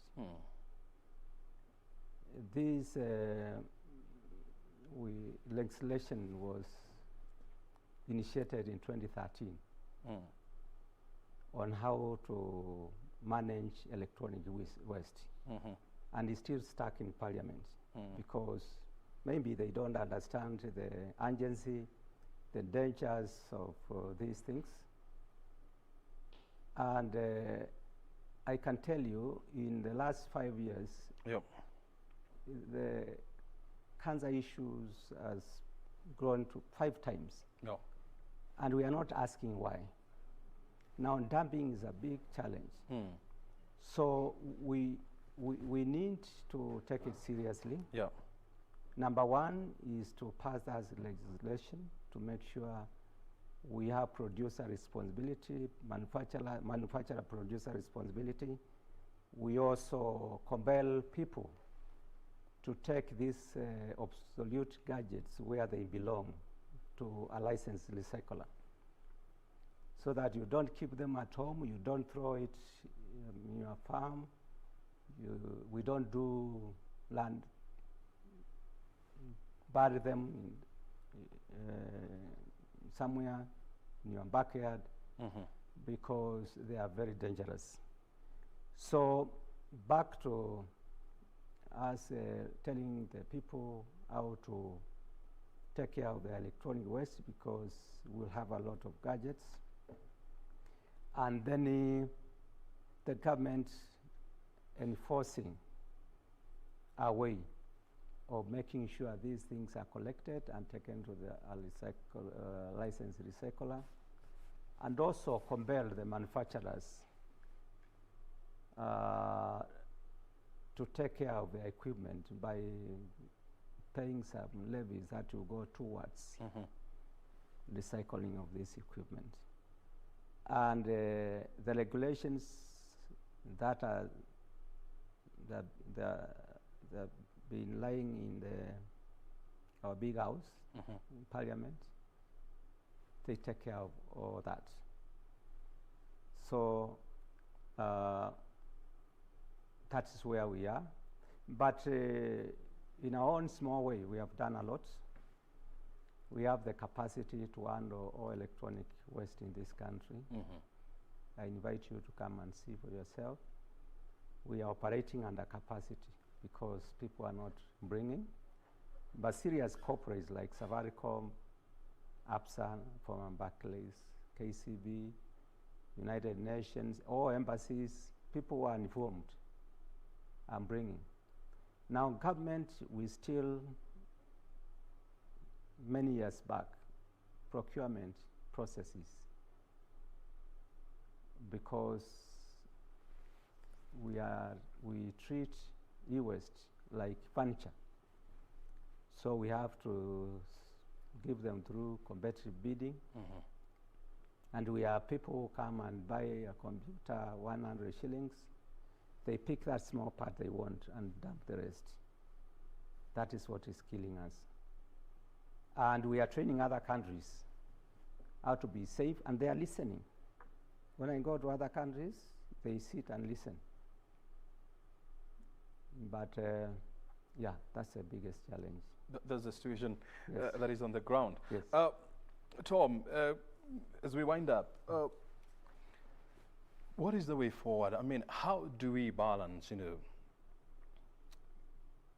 the welfare of the underprivileged in our society, people who cannot and would not, in the not so distant future, who cannot and would not afford to invest in ICT or in virtual learning gadgets, like laptops, and desktops, vis-a-vis, people who can afford, and ensure that everybody is on board, even as we plan to roll out, virtual learning, which, as you are saying, is now the new normal and the future. Now, one question is, what is the purpose of devolution? Because devolution came so that we can reach everybody. We have a governor, we have member of county assembly, and then we have the other channel of administration. Now, the counties the governors, they should ask, when they are saying we need 35%, you know, maybe why they are not given, because they don't justify.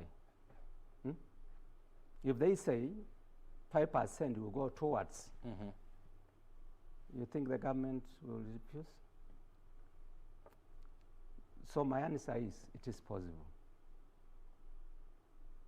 Yes, so, and I've told you the route we can use, because devolution was meant to reach everybody. Otherwise, we could be now blaming the national government. And if the county governments need more money to empower their people in the counties, they should justify and ask. And say, we have internet now, we want funds to make sure every home has a computer. Everybody is trained. Now we have a system of community centers. We can create them everywhere and make sure everyone in the community is trained.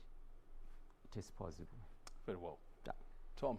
Thank you. Thank you very much indeed for joining us here, and we wish you all the best. Yes. I mean, we've been discussing various issues here, you know, from mining to virtual learning. This has been a great morning. It's looking like it's a great afternoon as well. My name is O'Brien Kimani. You have been watching Base Check, you know, since 10 o'clock. Guess what's coming up next? It's Tamurini with Anne Mungai. The discussion continues from here. Remember, tonight on Inside Government, we'll be discussing the ongoing negotiations between Kenya and United States to create a model free trade agreement between the two countries. What the US is saying is going to be used as a model agreement for the rest of Africa. And the debate and the question that is coming is, how is Kenya going to negotiate with the US and end up, you know, on a winning platform? And how do you ensure that as a country we do not end with a short part of the stick? That's the question. And I'll be talking to, you know, the minister or the cabinet secretary in charge of trade and industrialization. This is Betty Mane. So this is a discussion that you don't want to miss, because there will be some exciting stuff, you know, coming out of that discussion. My name is O'Brien Kimani. Thank you so very much indeed for your time. Enjoy Tamarine, which is coming up next. Bye for now.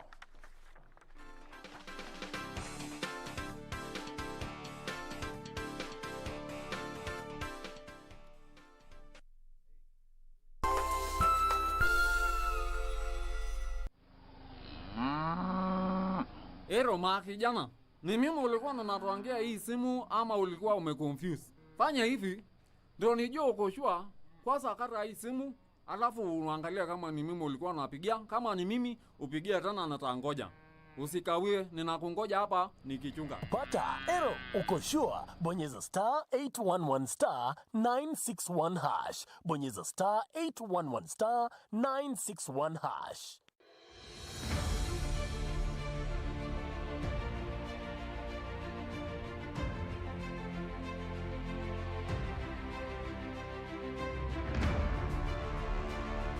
From the Mount Kenya region to eastern, to the Rift Valley to western, and even the coast region.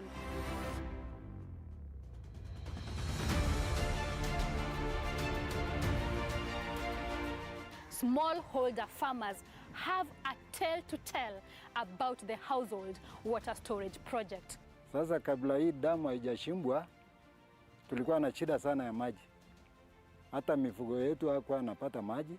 Hii water pan imenisaidia sana juu ya hali ya kiangazi wakati inatupiga. Tunapigwa sana na wakati wa kiangazi.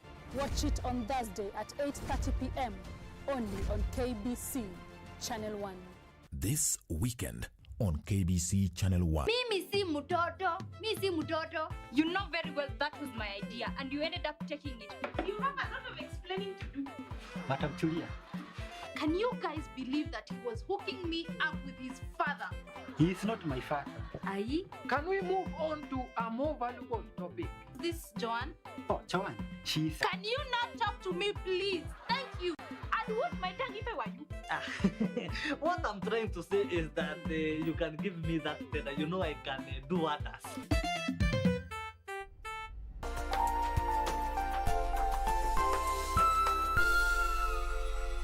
KBC, in collaboration with the Kenya Institute of Curriculum Development, is broadcasting enhanced out-of-class learning on radio, television and online. Catch the lessons every weekday on KBC Channel 1 from 2 to 4 p.m, on KBC English Service and 15 FM from 9:15 a.m. to 5 p.m, and Radio Taifa from 10 a.m. to 11 a.m.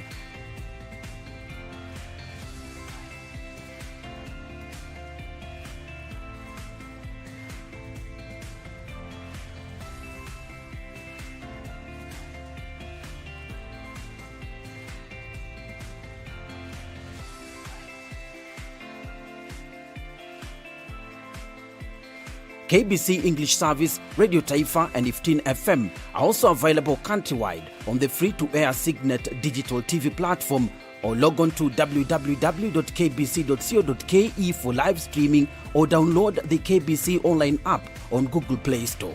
Kenya Broadcasting Corporation, ensuring learning no matter what.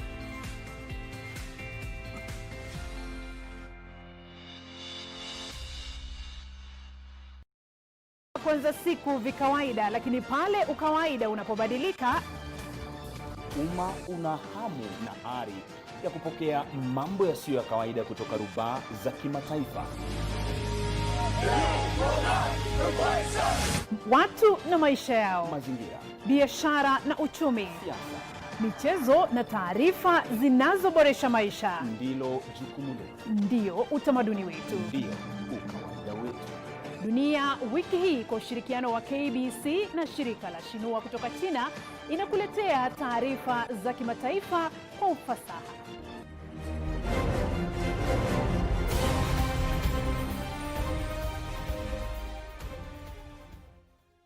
This Thursday on KBC Channel 1. Don't you knock? Get out. Just wanted to see if you needed anything more from me. No. I am a single woman trying to build a career. You have a husband, a family. Kuna mambo zaidi ambayo hauniambii. This isn't just about caring for that man, is it? For a program that is objective and offers answers to matters economic, security, social, political, food, infrastructure, and setting the agenda. Join us for Charging Currents.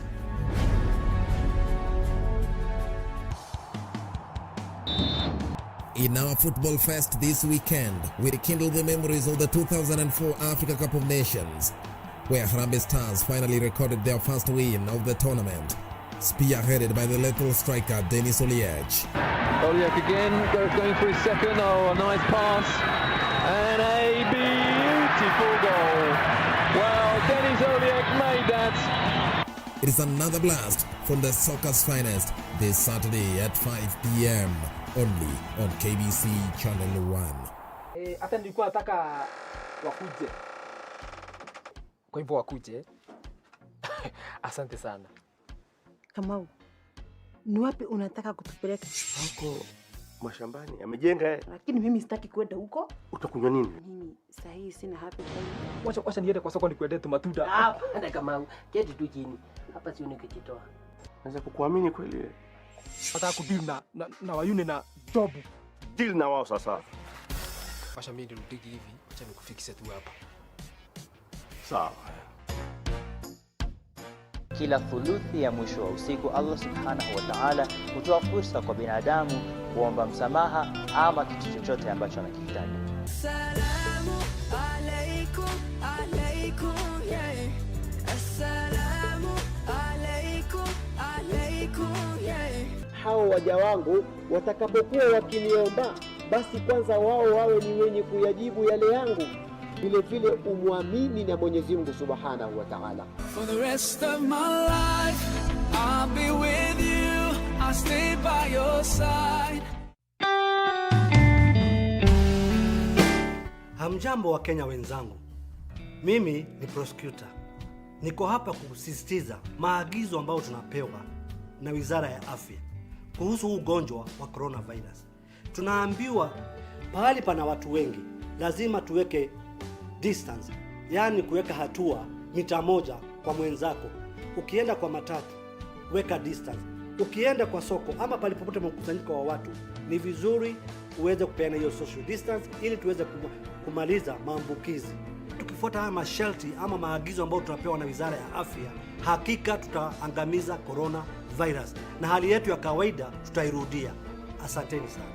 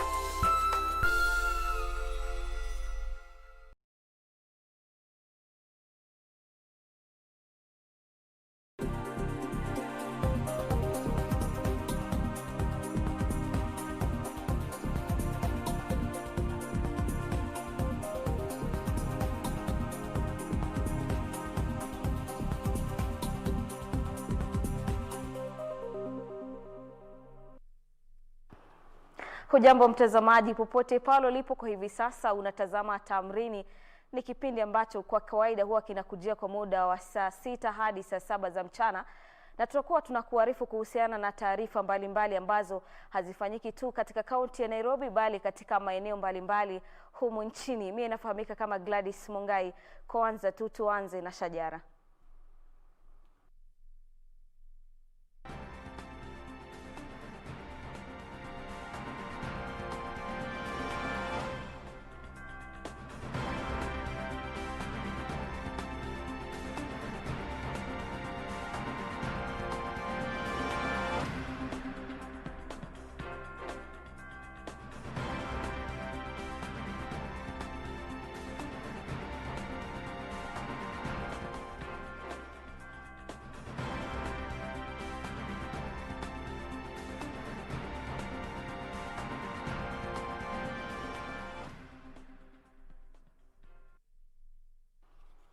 Karibu mtazamaji, na moja kwa moja tunaanza katika kaunti ya Nairobi ambapo waziri wa Leba Simon Chelugui anazindua ripoti kuhusiana na dhulma dhidi ya watoto wakati huu wa janga la COVID-19. Ni ripoti iliyofanyika hivi majuzi tu. Hebu tumsikize.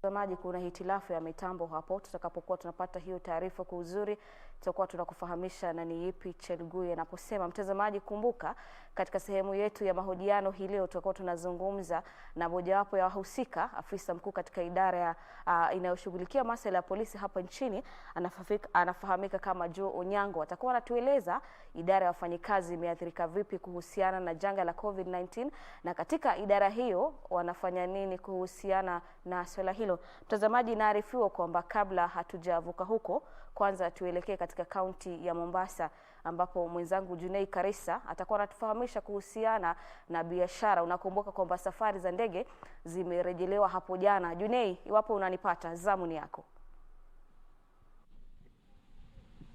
Naam, Gladys Mungai nakujia moja kwa moja kutoka Shanzu ambapo hii leo naongea na watu kutoka sekta ya utalii ambayo ilikuwa sekta mojawapo iliweza kuathirika zaidi na janga hili la corona. Na kufikia jana tuliona kwamba ndege za humu nchini ziliweza kurudi, na tutaona kwamba sekta hii inategemea sana watalii ambao wanatumia ndege hizi ili kuweza kuleta ushuru katika baadhi ya mahoteli hapa katika kanda ya Pwani. Na mtakuwa tunajiunga tu nao watueleze tu wamejitayarisha kivipi, maanake ukiangalia ni kwamba Wizara ya Afya iliweza kutoa vigezo muhimu na kuona kwamba sekta hii imeweza kujiweka dhabiti ili kuona kwamba watalii wanapofika maeneo haya wanaweza kuangaliwa vilivyo na wanaweza kukaa mahali ambapo pako sawa ili virusi hivi visiweze kusambaa.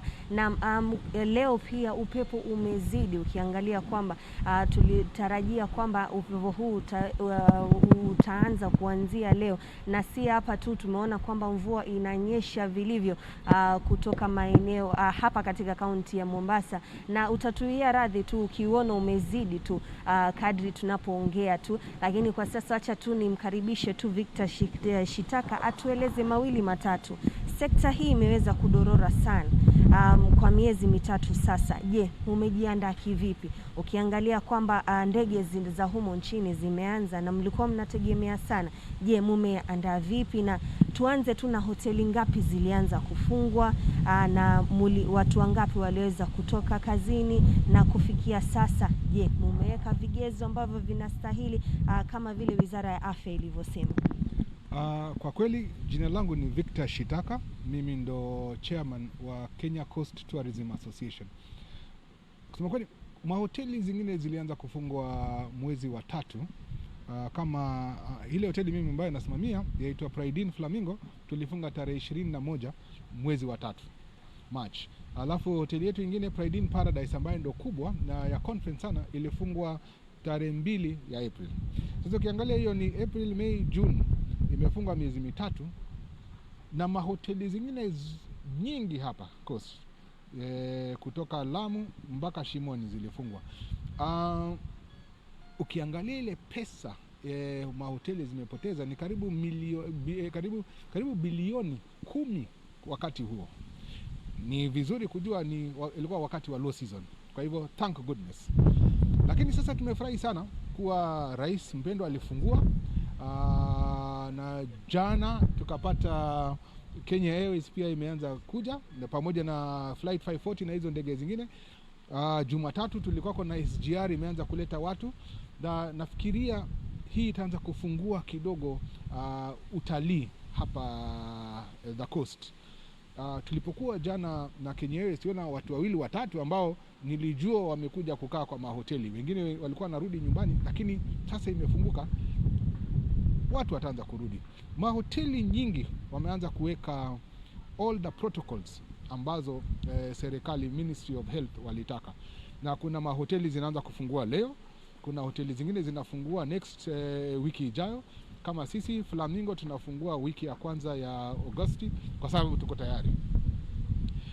Tumefurahia pia kuwa KTB inasaidiana na mahoteli. Tunakuja wote na rates ambazo zitakuwa attractive, zitapendeza ili watu waje Mombasa na waje Coast kutoka Lamu mpaka Shimoni.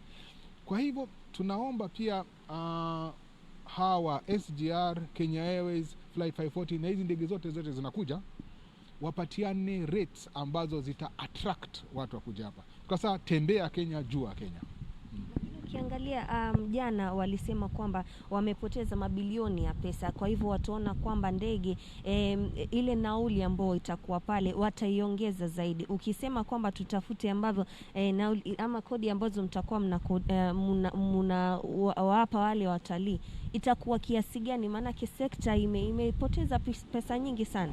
Kwa kweli budget zote za mahoteli zote za nchi zote unatakiwa kurarua utupe, kwa sababu tunaanza tena mahoteli. Sijui kwa nini wanasema reopening, kwa sababu si reopening, ni opening mwanzo.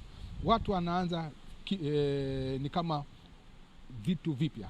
Zile protocols tumeweka itatoa watu nusu, unaona, lakini ili tuweze kupatia wafanyikazi wetu njia ya kuendelea mbele. Na hoteli zikifunguka, unajua pia mashamba wanaanza kuuza, benki inaanza kutengeneza, Safaricom, Airtel wanaanza kupata pesa kidogo. Kwa hivyo mahoteli wamekubaliana, ndio tutapatiana rates that ziko fair. Unajua kuna watu wa juu, kuna watu wa kiwango tofauti, watapatiana rates ambazo ziko fair. KTB nao itasambaza kila mahali. Kama sisi tuweza kufanya hivyo na tunaanza mpya, si pia Kenya Airways na Flight 540 inaweza kusaidia. Otherwise watakuwa tu bila wageni. Basi zitaanza kufunguka, watu watakuja, watu wako na magari, barabara ni nzuri, watu watakuja. Lakini tunataka kila mtu apate kitu. Tunataka kuomba pia kaunti zetu 6 za Coast tuambie, ndio tuko na malaiseni za kulipa, ndio tuko na mareti za kulipa, lakini nusu mwaka umekwisha. Sasa mbona tulipe ya mwaka moja? Si watusaidie pia, waoneshe wameona tabu ile tumeenda, waseme haya lipa nusu mwaka ama lipa kwa mipangilio. Sasa wote tukiwa pamoja tunaleta tourism katika shirika letu la Coast, then kweli tuweza kuamka. Nikimalizia Bwana Shitaka, ni kwamba wafanyikazi wengi waliweza kwenda nyumbani. Je, mna mipango gani? Na wakija hapa, je, ni vigezo gani mumeweka nyinyi ili kuona kwamba wafanyikazi wenu wako salama na wakati watakapotangamana na watalii watakapokuja? Kila hoteli na nisemi hoteli peke yake, watu wa tour buses, watu wa kila kitu ya sekta ya utalii wamejipanga kuangalia kwanza staff wao, halafu wageni, ili isiwe pahali pa kusambaza ugonjwa huu. So najua katika kila hoteli wameweka mikakati, wameweka testing, wengine wameweka hizi dispensers, lakini dispensers zitakuwa kila mahali. Staff watachekiwa kila siku, wakiingia wakitoka, kila mahali wanaenda lazima wawe na vifaa ambazo wanavaa, barakoa na vingine, ili hao wasipate tabu, na pia wageni wetu wasipate tabu. Naangalia kama mtachukua muda gani ili kuona kwamba sekta hii imesimama tena, manake miezi mitatu ni mingi sana. Naona kuanzia August, unajua kwa sasa shule zimefunguliwa na watu wamekuwa wamefungiwa nyumbani. Watu watataka kutoka ili wapumue tu. Kwa hivyo itaanza polepole. Lakini tunapokwenda wakati wa Disemba, naona kidogo iki increase, lakini hii itakuwa kwa tu domestic. Huyu CS wetu Bwana Balala sasa anaongea na nchi zote za Afrika. Anasema sisi Africa, let us support each other. Na hiyo italeta watu wa region. Lakini utalii ya kigeni, international tourism, naona kama ni mwaka ujao ndio utaanza kupick up. Shukran sana Bwana Shitaka. Gladys Mungai, bado hoteli nyingi hazijafungua hapa katika kaunti ya Mombasa, lakini bado wanajaribu tu kuweka ile mikakati ambayo inayofaa ili kuona kwamba vigezo vimeweza kutekelezwa vile ambavyo vimetolewa na Wizara ya Afya, ili kuona kwamba watalii na hata wafanyikazi ambao wako katika sekta hii hawajaambukizwa na virusi vya corona. Tutazidi tu kumpatia nafasi Bwana Shitaka atupe tu mawili matatu, kisha ifikapo taarifa kuu tutaweza kukuletea mengi kutoka watu sekta hii ya utalii hapa katika kaunti ya Mombasa na kanda zima la Pwani. Na kurudisha kwako Gladys Mungai, mimi ni Juni Karisa. Naam, asante Junei kwa taarifa hiyo bomba kabisa. Mtazamaji, hizo ni taarifa tu kuhusiana na hali ya utalii katika kaunti ya Mombasa. Tukirejelea hapa studioni, mtazamaji, kuhusiana na sehemu yetu ya mahojiano, nilikuwa nimekuarifu takuwa nazungumza na Joe Nyango ambaye mtazamaji ni mwenyekiti wa taasisi inayoshughulikia masuala ya wafanyikazi nchini.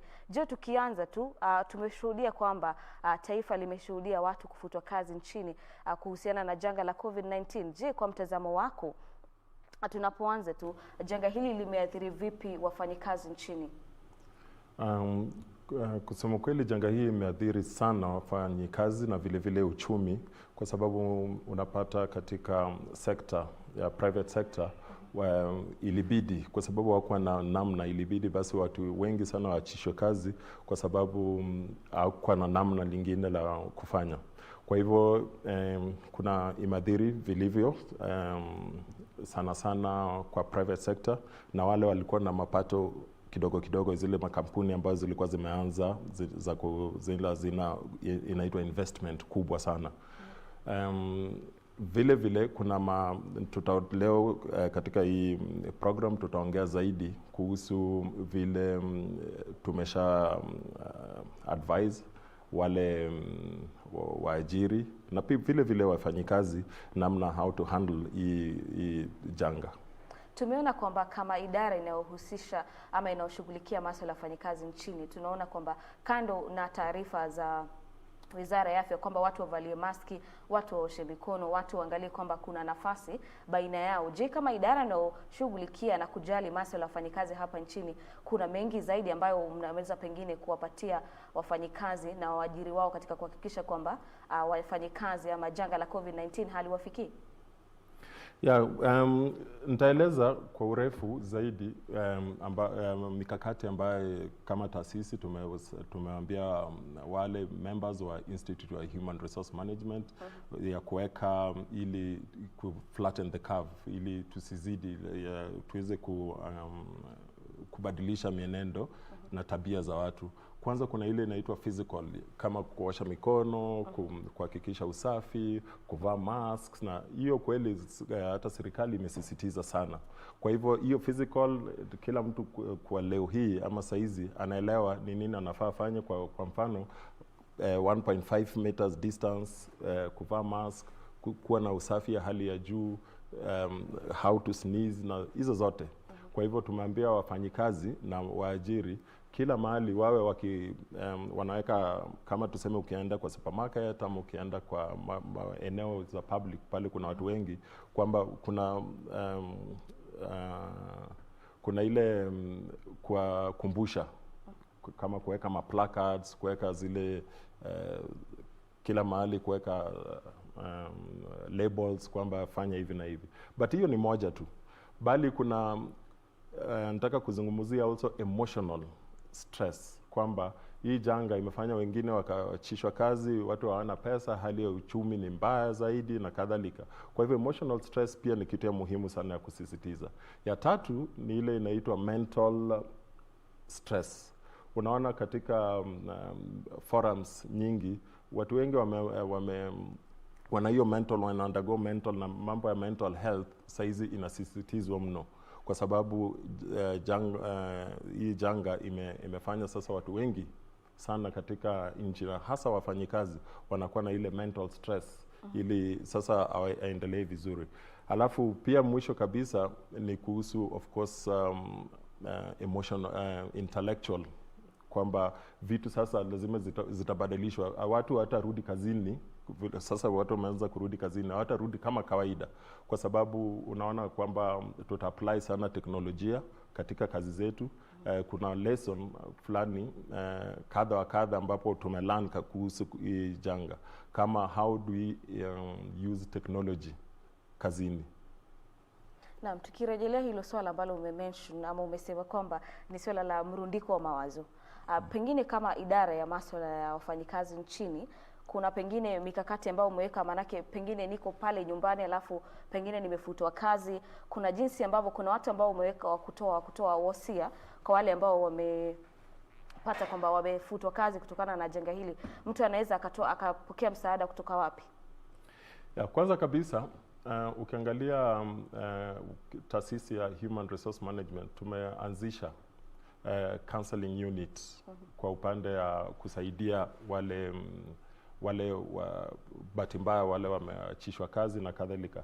Lakini sana sana kitu ya kusisitiza hapa ni kwamba wakati COVID-19 ilipofika na wakati ilianza, hapo tuliweza kuwa advise waajiri kwamba wasiwe na haraka kuachisha watu kazi, kwa sababu hatukuwa tumejua vile management ya COVID itakuwa haswa katika Afrika na katika nchi yetu. Kwa hivyo kabla kufika hiyo wakati wa kuachisha watu kazi ama wakati wa kufanya watu waende katika counseling session, na kwa sababu ilitokea ghafla maneno ya COVID, tulikuwa tunahamasisha waajiri wajaribu sana waangalie vile hali ilivyo kwanza kabla kuwa na haraka ya kuachisha watu kazi, kwa sababu kama saizi tunavyoona uchumi lazima itarudi. Lazima tuweke mikakati kuhakikisha kwamba uchumi isizorote, kwamba economy is in place. So kitu muhimu ni the advice kwa waajiri wawe na mikakati taratibu na wahakikishe kwamba the legal aspect, zile legislation na Employment Act imefuatiliwa ili watu wasivutwe kazi kiholela. Naam, kufikia sasa tumeona kwamba kutokana na uchumi kwamba umezorota kwa kiasi kikubwa, unaona kwamba sheria za uajiri zimeathirika kwa njia moja ama nyingine. Na unaona kwamba hali hiyo inachangia katika kuongeza idadi ya watu ambao hawana ajira. Kwa mtazamo wako, hali hiyo tunaweza kuimudu vipi? Kwa saizi kuna bill mpya ya Employment Act ile tunaelekeza vile uhusiano kati ya waajiri na wafanyikazi. Na sasa itabidi sasa tubadilishe. Kwa hivyo tuna representatives wenye wana make contribution kwa hiyo bill ya Employment Act kuhakikisha kwamba sasa tumeweka clause ya how to manage hii bill ya pandemic. Kuna Mheshimiwa Sakaja yuko kwa Senate tayari, na hapo tumeweka utaratibu vile kama janga kama hii ya corona ikitokezea itakuwa ni vipi waajira pia watakuwa na mwelekezo kamili vile to handle hii maneno, kwa sababu kabla corona hatukuwa na utaratibu vile tunaweza handle hiyo maneno in case of nini kama hii kitu abrupt imetokea ghafla kama hii. Lakini kwa saizi tunahakikisha kwamba waajiri pia wanafuatilia Employment Act kuhakikisha kwamba kwa mfano wafanyikazi kabla hawajafutwa kazi waelezwe ni kivipi, what are the other possible alternatives. Na kabla hujavuta mtu kazi ghafla kwa sababu janga imetokea ghafla, kitu ya muhimu ya kwanza ni communication, kwamba je, mfanyikazi ameambiwa, ameelezwa what are the returns za kampuni, na ni kwa nini, na ni lini, muda gani atapewa grace period ya kujitayarisha, na what are the other alternatives. Waajiri sana sana wanapaswa kutayarisha training programs kwa hawa, ili watu wengi wasiachishwe kazi, hawana hela, hawana mwelekeo, hawatajua watafanya vipi kuelekea mbele. Kwa hivyo waajiri sana sana wanaambiwa what are the kind of programs you need to put. Ni kama tu ile retirement, kabla hujaenda retire unatayarishwa ni vipi maisha itabadilika. Hivyo ndio vile tuli advise wale waajiri wa prepare the employees for alternatives.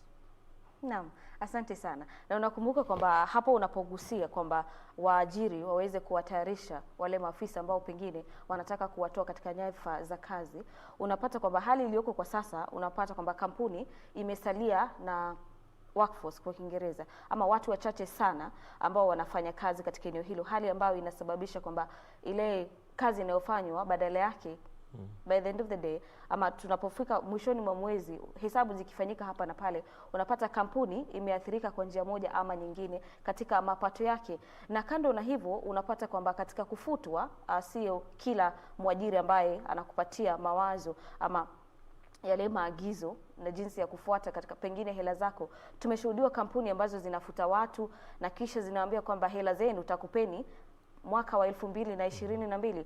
Kwa mtazamo wako, hali hiyo ni sawa na mwajiri anayefanya hivyo, na pia mimi ambaye ninafutwa kazi nina haki gani na naweza kufuatilia hizo haki vipi? Okay.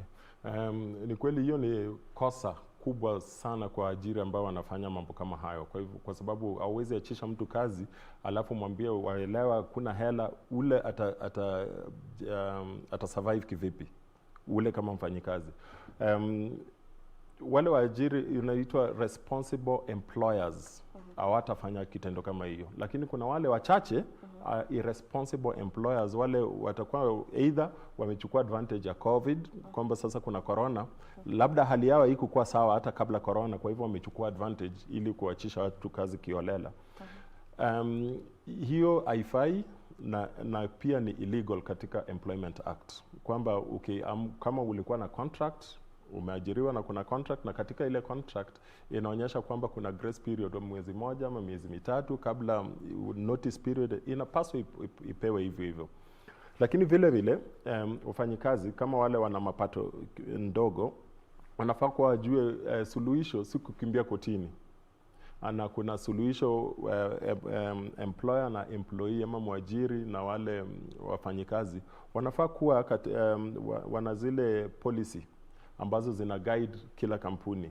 Kitu muhimu tunasema sisi kama watu wa human resource ni kwamba kila kampuni inafaa kuwa na zile regulations, human resource policies and regulations, kuonyesha step by step namna ya kuachishwa kazi, ama step kama wale wanataka kufanya kureduce workforce. Lakini hata hivyo, kabla waajiri wafike katika hiyo kiwango, kumbuka kwamba tulikuwa tunasema kuachishwa kazi ndio ile ya mwisho kabisa. Kuna mikakati katika kampuni karibu zote that kutakuwa na alternative. Kama hauwezi fanya hii kazi yako ya kawaida kwa sababu imeathiriwa na corona, basi what is the next alternative? Ni ipi ile kazi unaweza design kufanya ile inaitwa job design, kwamba yes haiwezi fanya hivyo, lakini wafanyikazi watakubali kupata mshahara imepungua, ama wafanyikazi watapatiwa sasa ile flexible work plan, waje kazini half the time na wakae nyumbani half the time. Sasa yale mapato ita reduce. Kwa hivyo tunasema kuachishwa kazi ndio ya mwisho kabisa, ndio ile the last resort. Wafanyikazi pia wako na rights, zile rights zao enshrined in the constitution.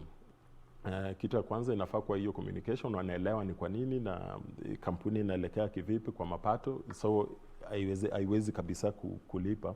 Lakini ile kitu tulisisitiza mwezi wa kwanza wakati corona ilipoingia ni kwamba wafanyikazi wasiachishwe kazi kabisa, bali wakae nje, wapumzike kwa muda, wakati the national government, serikali inajaribu kuangalia mikakati ya kumanage economy, kwa sababu economy ikirudi basi wale wangeweza kurudi kazini. Ya mwisho kabisa ningependa kusema kwamba kotini ama kwenda katika koti is the last resort, but inapaswa kuwa na mikakati, na Institute of Human Resource Management wana wale professionals wale wako tayari kuja kati ya wafanyikazi na waajira ili kupata suluhisho towards hiyo kama kuna disagreement kati yao. Kabla hatujavuka katika wadhifa wako kwa idara ama kwa njia moja ama nyingine, unahusika katika idara ya wafanyikazi wa maafisa wa polisi nchini, nikuulize tu, iwapo kuna watu ambao wameathirika kando na idara ya masuala ya wafanyikazi ya kitaifa nchini, kuna kambi, iwapo nipo Migori, mwingine yuko Nyeri, mwingine yuko Mombasa, kuna kambi tofauti katika nchi hii ambapo mtu ambaye ana masuala ya kurundikwa na mawazo anaweza akaenda kupata ushauri na saha. Kambi zipo na wapi? Kweli kambi ziko, tunafanya kazi kwa karibu kama National Police Service Commission na National Police Service ambaye hapa kuna Inspector General.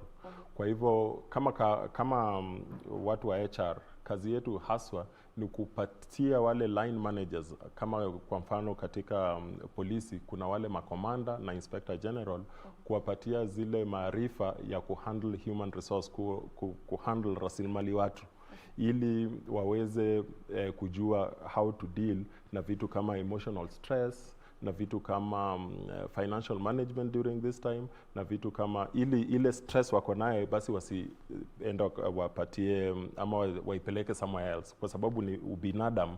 Ni rahisi sana ukiwa na stress wewe, kama uwezi manage stress yako basi utapeleka stress kwa yule mtu mwingine, aidha kazini ama. Kwa hivyo katika idara ya polisi, na juzi Inspector General alizindua zile counseling center, na alisema kuna regions, kila region iko na wale counselors, wale wanafanya kazi pamoja na polisi, na polisi wenyewe pia kuna counselors wale wanaweza askari akiwa na shida kama ni mental stress, kama ni emotional stress, basi wanaweza enda pale. Kuna moja hapa pia Nairobi, ile sasa tunazindua, itakuwa ni kama referral ya hayo maneno ya kusaidia askari katika mambo ya counseling ili ipunguze the stress level. Stress iko kila mahali. Ukiona kwa mfano America ambayo alitokea wakati wa kifo cha George Floyd, the level of stress ilifika hiyo kiwango. Sasa inamaanisha sio Kenya peke yake, but kila mahali, kwa sababu ya hali ya uchumi kuzorota. Naam, hizo kambi ambapo watu wanaenda kutafuta ushauri na saha, sio tu za maafisa wa polisi, mwananchi wa kawaida anaruhusiwa kwenda pale kusaka ushauri?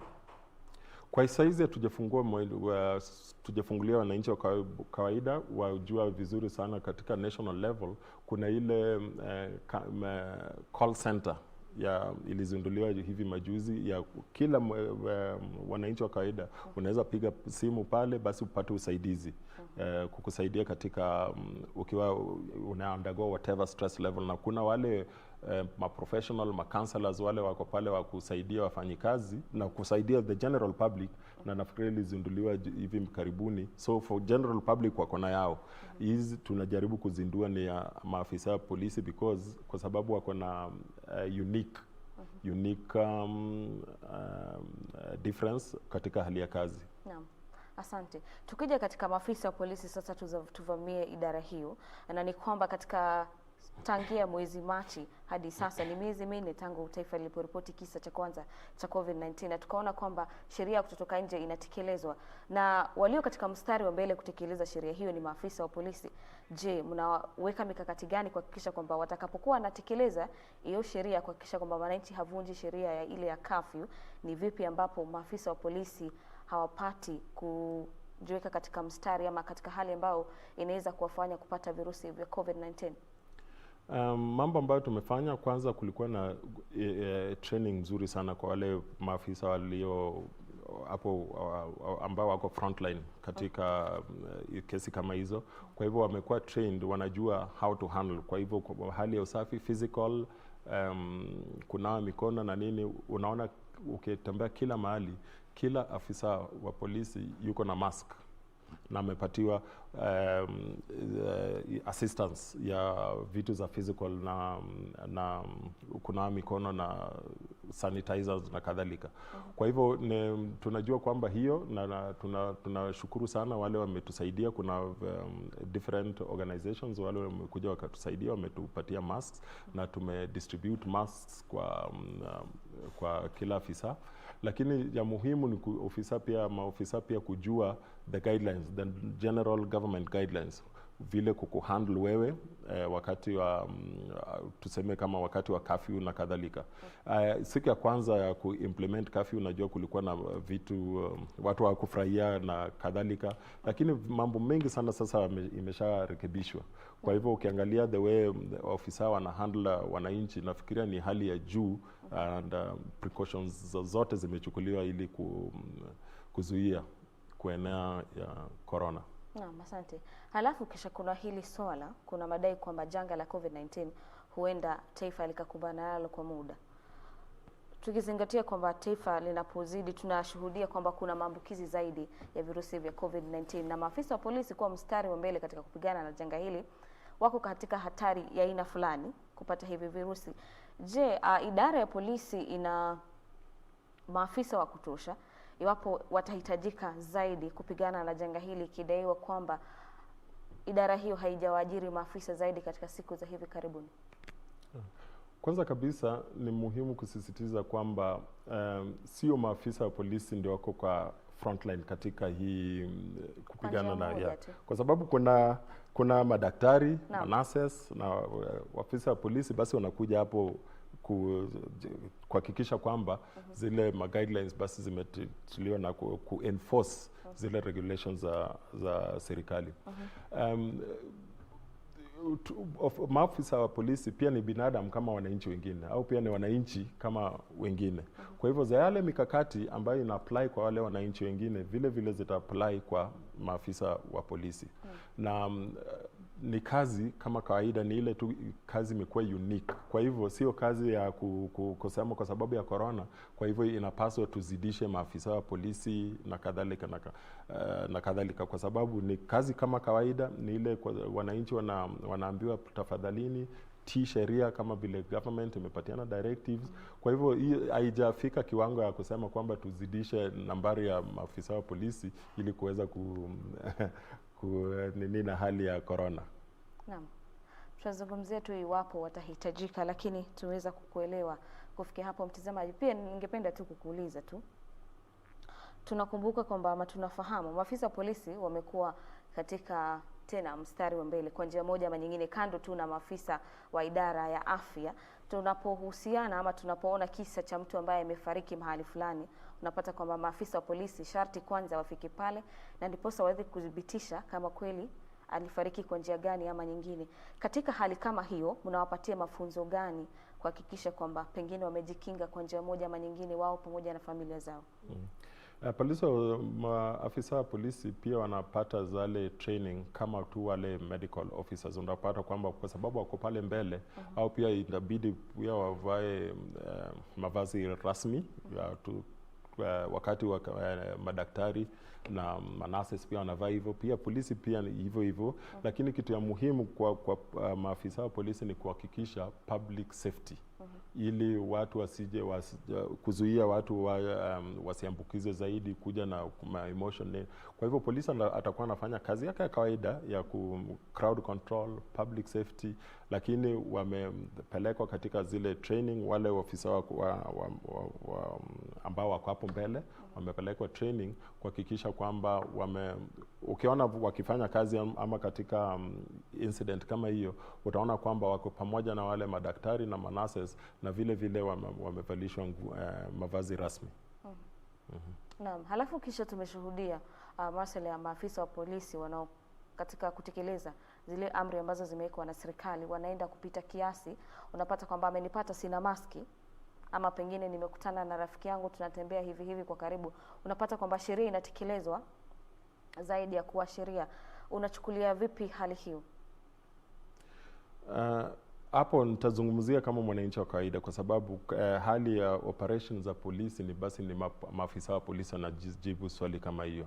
Lakini ukiangalia kusema ukweli kwamba polisi katika hii nchi wamejaribu sana kutumia pitisha nguvu zaidi. Lakini iwapo kukitokea kisa kama hii ambapo kuna askari labda ama amepitisha, basi hiyo ni a totally different process. Hiyo ni process tofauti. Basi pale Inspector General ataweza kuangalia hiyo kesi na kuangalia imepita au la, ama kwa sababu wananchi kwa kawaida ama watu binadamu kwa kawaida wapendi kuwekwa katika ile order, na kazi muhimu ya polisi ni maintain law and order katika society.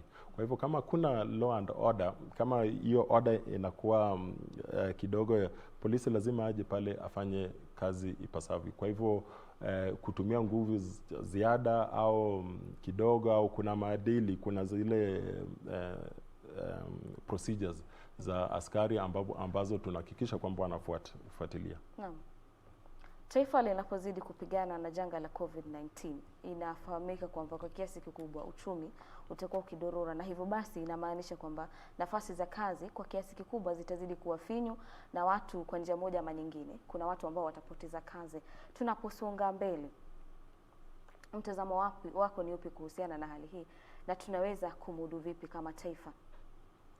Hiyo ni swali la muhimu sana, kwa sababu ukiangalia sasa economy globally katika dunia mzima imeenda chini, lakini tunaweza ni funzo. Janga la corona imetuletea funzo kubwa kwamba sasa hivi katika Institute ya Human Resource Management tumefanya analysis, tukaona kwamba idadi ya wafanyikazi katika makampuni kadha wa kadha inaweza punguzwa na wafanye na wapate the same results na watu wachache zaidi. Ukiangalia jana, ukisoma nini inafanyika China, kwamba economy ilikuwa imerudi chini mpaka negative by 6.8%. Sasa tena imeanza kupanda juu. Ni kwa nini? Ni kwa sababu wameweka mikakati ya for example kutumia teknolojia. Cha pili ni kwamba kama serikali inapatia watu, inatengeneza program tofauti na zile za kawaida ya especially self employment. Wale walioachishwa kazi, unaona kwamba wengine kama tuseme hapo katika kwa industry ya media, wengi wameachishwa kazi, majina makubwa, watafanya vipi? Labda hawezi tena kurudi kuajiriwa. Sasa watu wanaanza mikakati ya kuanza their own entrepreneurs program. Unaanza radio station yako, TV station yako, ama sasa unakuwa na clientele wako, na wale watakusaidia maintain your status na maintain your income. Kwa hivyo kutakuwa na alternatives nyingi zaidi za individuals. Kitu muhimu sasa ni kusisitiza vitu viwili. Moja ni zile inaitwa small and medium and small enterprises ziwe facilitated na hiyo industry grow. Na ya pili ni kuhusu TVET, yani training on vocational educational training. Hiyo nafikiria ni muhimu sana, kwa sababu watu wengi wataenda kwa vitu za ufundi na kadhalika, na kupatiana services, specialized services ya kibinafsi, individual specialized services. Kwa hivyo economy itarudi, hakuna shaka kwamba tutarudi, lakini mambo haitakuwa kama kawaida. Kwa hivyo ile fikra tulikuwa nayo hapo awali ya kwamba kazi ni lazima kuanzia saa 2 asubuhi hadi saa 11, na lazima uwe katika zile sera formal wear. Hiyo ndio kazi. Itabadilisha kwamba tutazidi kubadilisha akili ya watu, kwamba a lot of people lazima watarudi kwa self employment. Naam. Asante mtazamaji, umemsikia hapo Joe Nyango ambaye ni mwenyekiti wa taasisi ya idara inayoshughulikia masuala ya wafanyikazi nchini, akisema kwamba kuna mbinu tofauti ambazo wafanyikazi na wale waajiri wanaweza kuwafikiana kabla ya kufikia mahali ambapo watu wanaachishwa kazi nchini. Ametupa kauli mbalimbali na hasa kuhusiana na jinsi ya kujikinga na janga la COVID-19 tukiwa wafanyikazi. Basi mtazamaji, kufikia hapo mimi nakomea hapo. Atakutana tena siku ijayo, siku nyingine mtazamaji. Mimi naitwa Gladys Mungai. Nimekuwa nikimshikia zamu mwenzangu Nancy Okware. Mtakuwa unakutana naye juma lijalo. Kuwa na siku njema. Asante.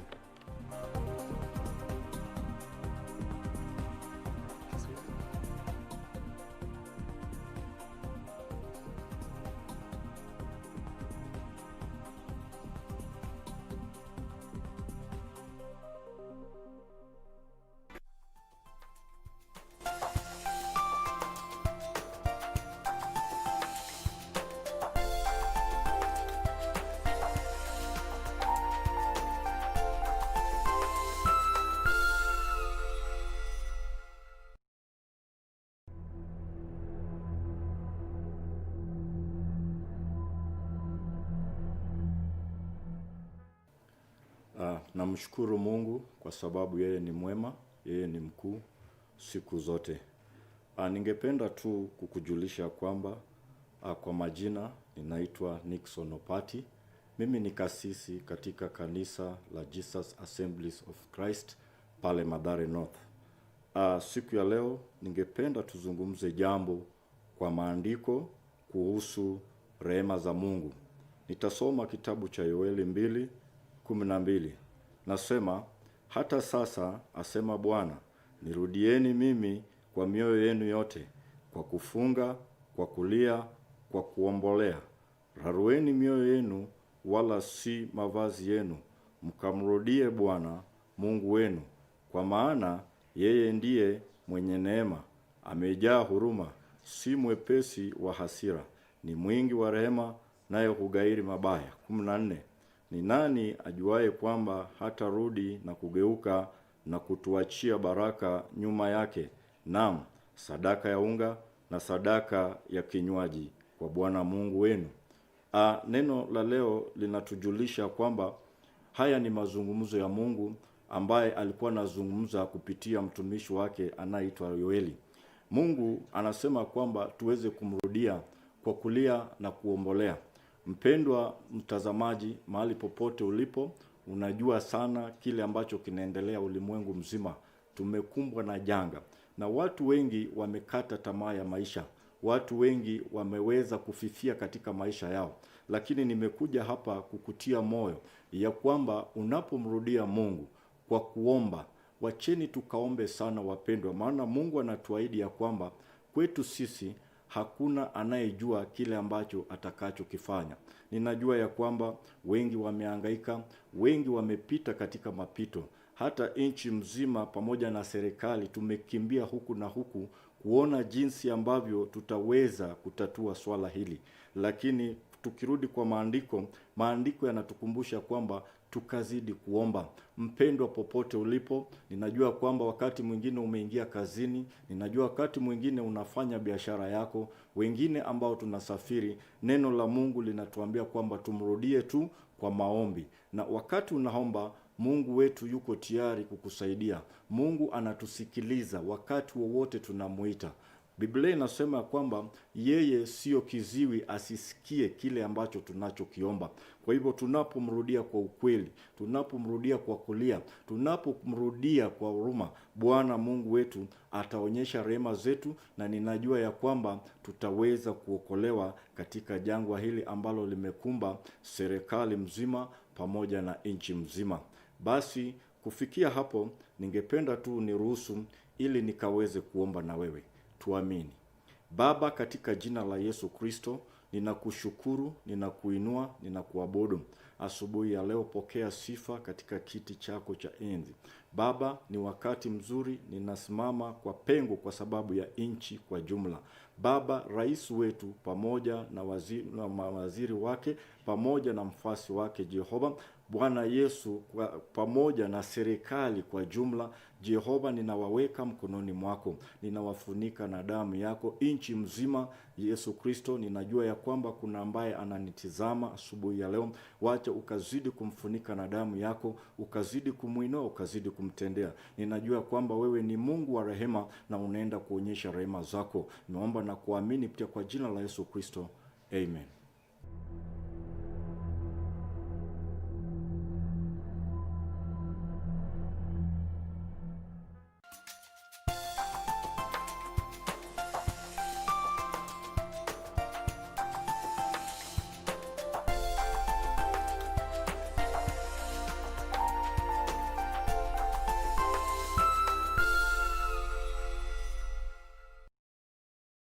Je, ungependa kujua jinsi ninavyojizuia kuambukizwa au kuambukizana virusi vya korona? Ni rahisi.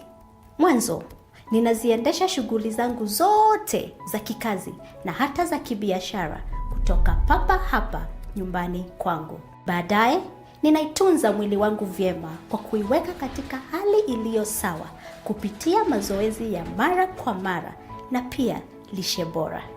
Mwishowe, ninaungana na jamii yangu pamoja na marafiki zangu kupitia njia ya simu au mtandao ili kuzuia dhiki na upweke wakati huu mgumu. Kumbuka, haijalishi kama uko na virusi vya korona au la, salia nyumbani, uokoe maisha.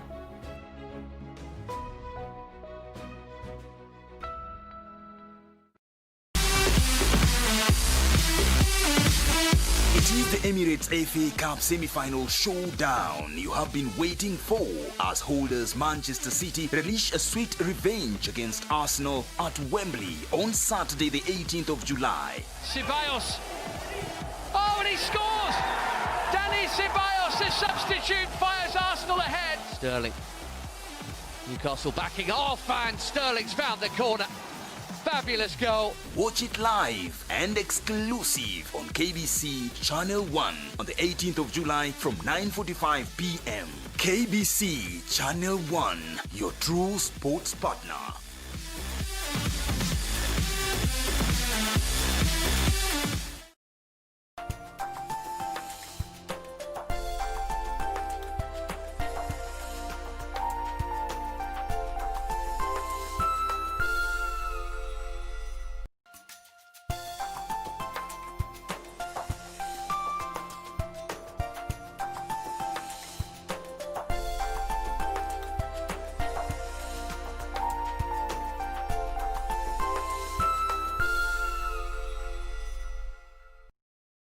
Hata nilikuwa nataka wakuje. Kwa hivyo wakuje. Asante sana. Kamau, ni wapi unataka kutupeleka? Huko mashambani amejenga. Lakini mimi sitaki kwenda huko. Utakunywa nini? Mimi saa hii sina happy time. Wacha niende kwa soko nikuendee tu matunda. Hapana Kamau, keti tu chini. Hapa sioni ukijitoa. Naweza kukuamini kweli? Nataka kudeal na wayune na job. Deal na wao sasa. Wacha mimi nirudiki hivi, wacha nikufikishe tu hapa. Sawa.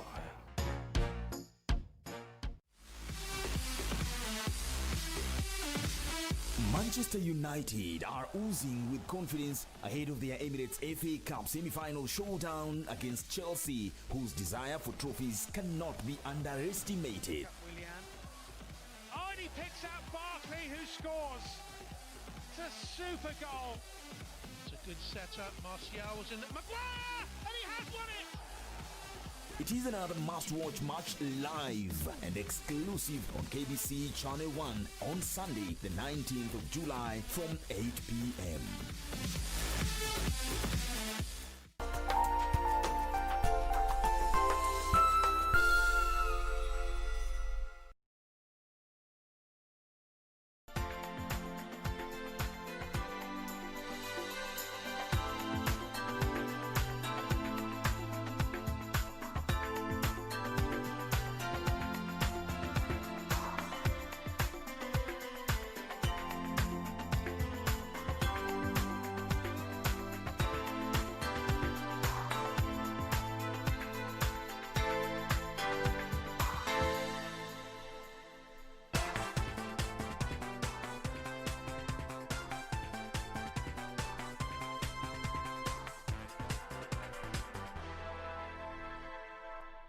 Hello and welcome. You are just in time for KBC Lunchtime News with me, Alan Aoko. We have a comprehensive bulletin for you, and remember, you can always connect with us online via our social media platforms, KBC Channel 1, and at my own personal handle, aoko_76. Let's get started. Now, Kirinyaga Governor Anne Waiguru will have to go back to the drawing board after the County Assembly for the second time in a row rejected the proposed 2020-2021 county budget. The MCAs, in rejecting the memorandum by the governor, argued she had mutilated crucial allocations proposed by the County Assembly. Separately, Trans Nzoia Governor Patrick Kaimba could be headed for political turbulence after a section of youth leaders began collecting signatures to recall the governor after alleged corruption. The frosty relationship between Kirinyaga Governor Anne Waiguru and the County Assembly is yet to thaw, following a move by the County Assembly to reject a memorandum by the governor on the budget. During voting, only one ward representative supported the governor's memorandum, while another abstained from voting. The remaining 6 MCAs allied to the governor walked out of the County Assembly immediately the voting bell rang. Kuna barua ambayo tulipata kutoka kwa ofisi ya gavana ambayo ilikuja katika kamati ya bajeti. Ile barua ilikuwa inasema kwamba kwa kati ya wale watu waliokufa, wale ambao walistahafu na wengine ambao waliachishwa kazi, serikali ya Kirinyaga iliokoa jumla ya shilingi milioni 194. Mheshimiwa Spika, ni kustambisha wakati umeokoa pesa, zile pesa ambazo zimeokolewa zinafata kupelekwa katika maendeleo.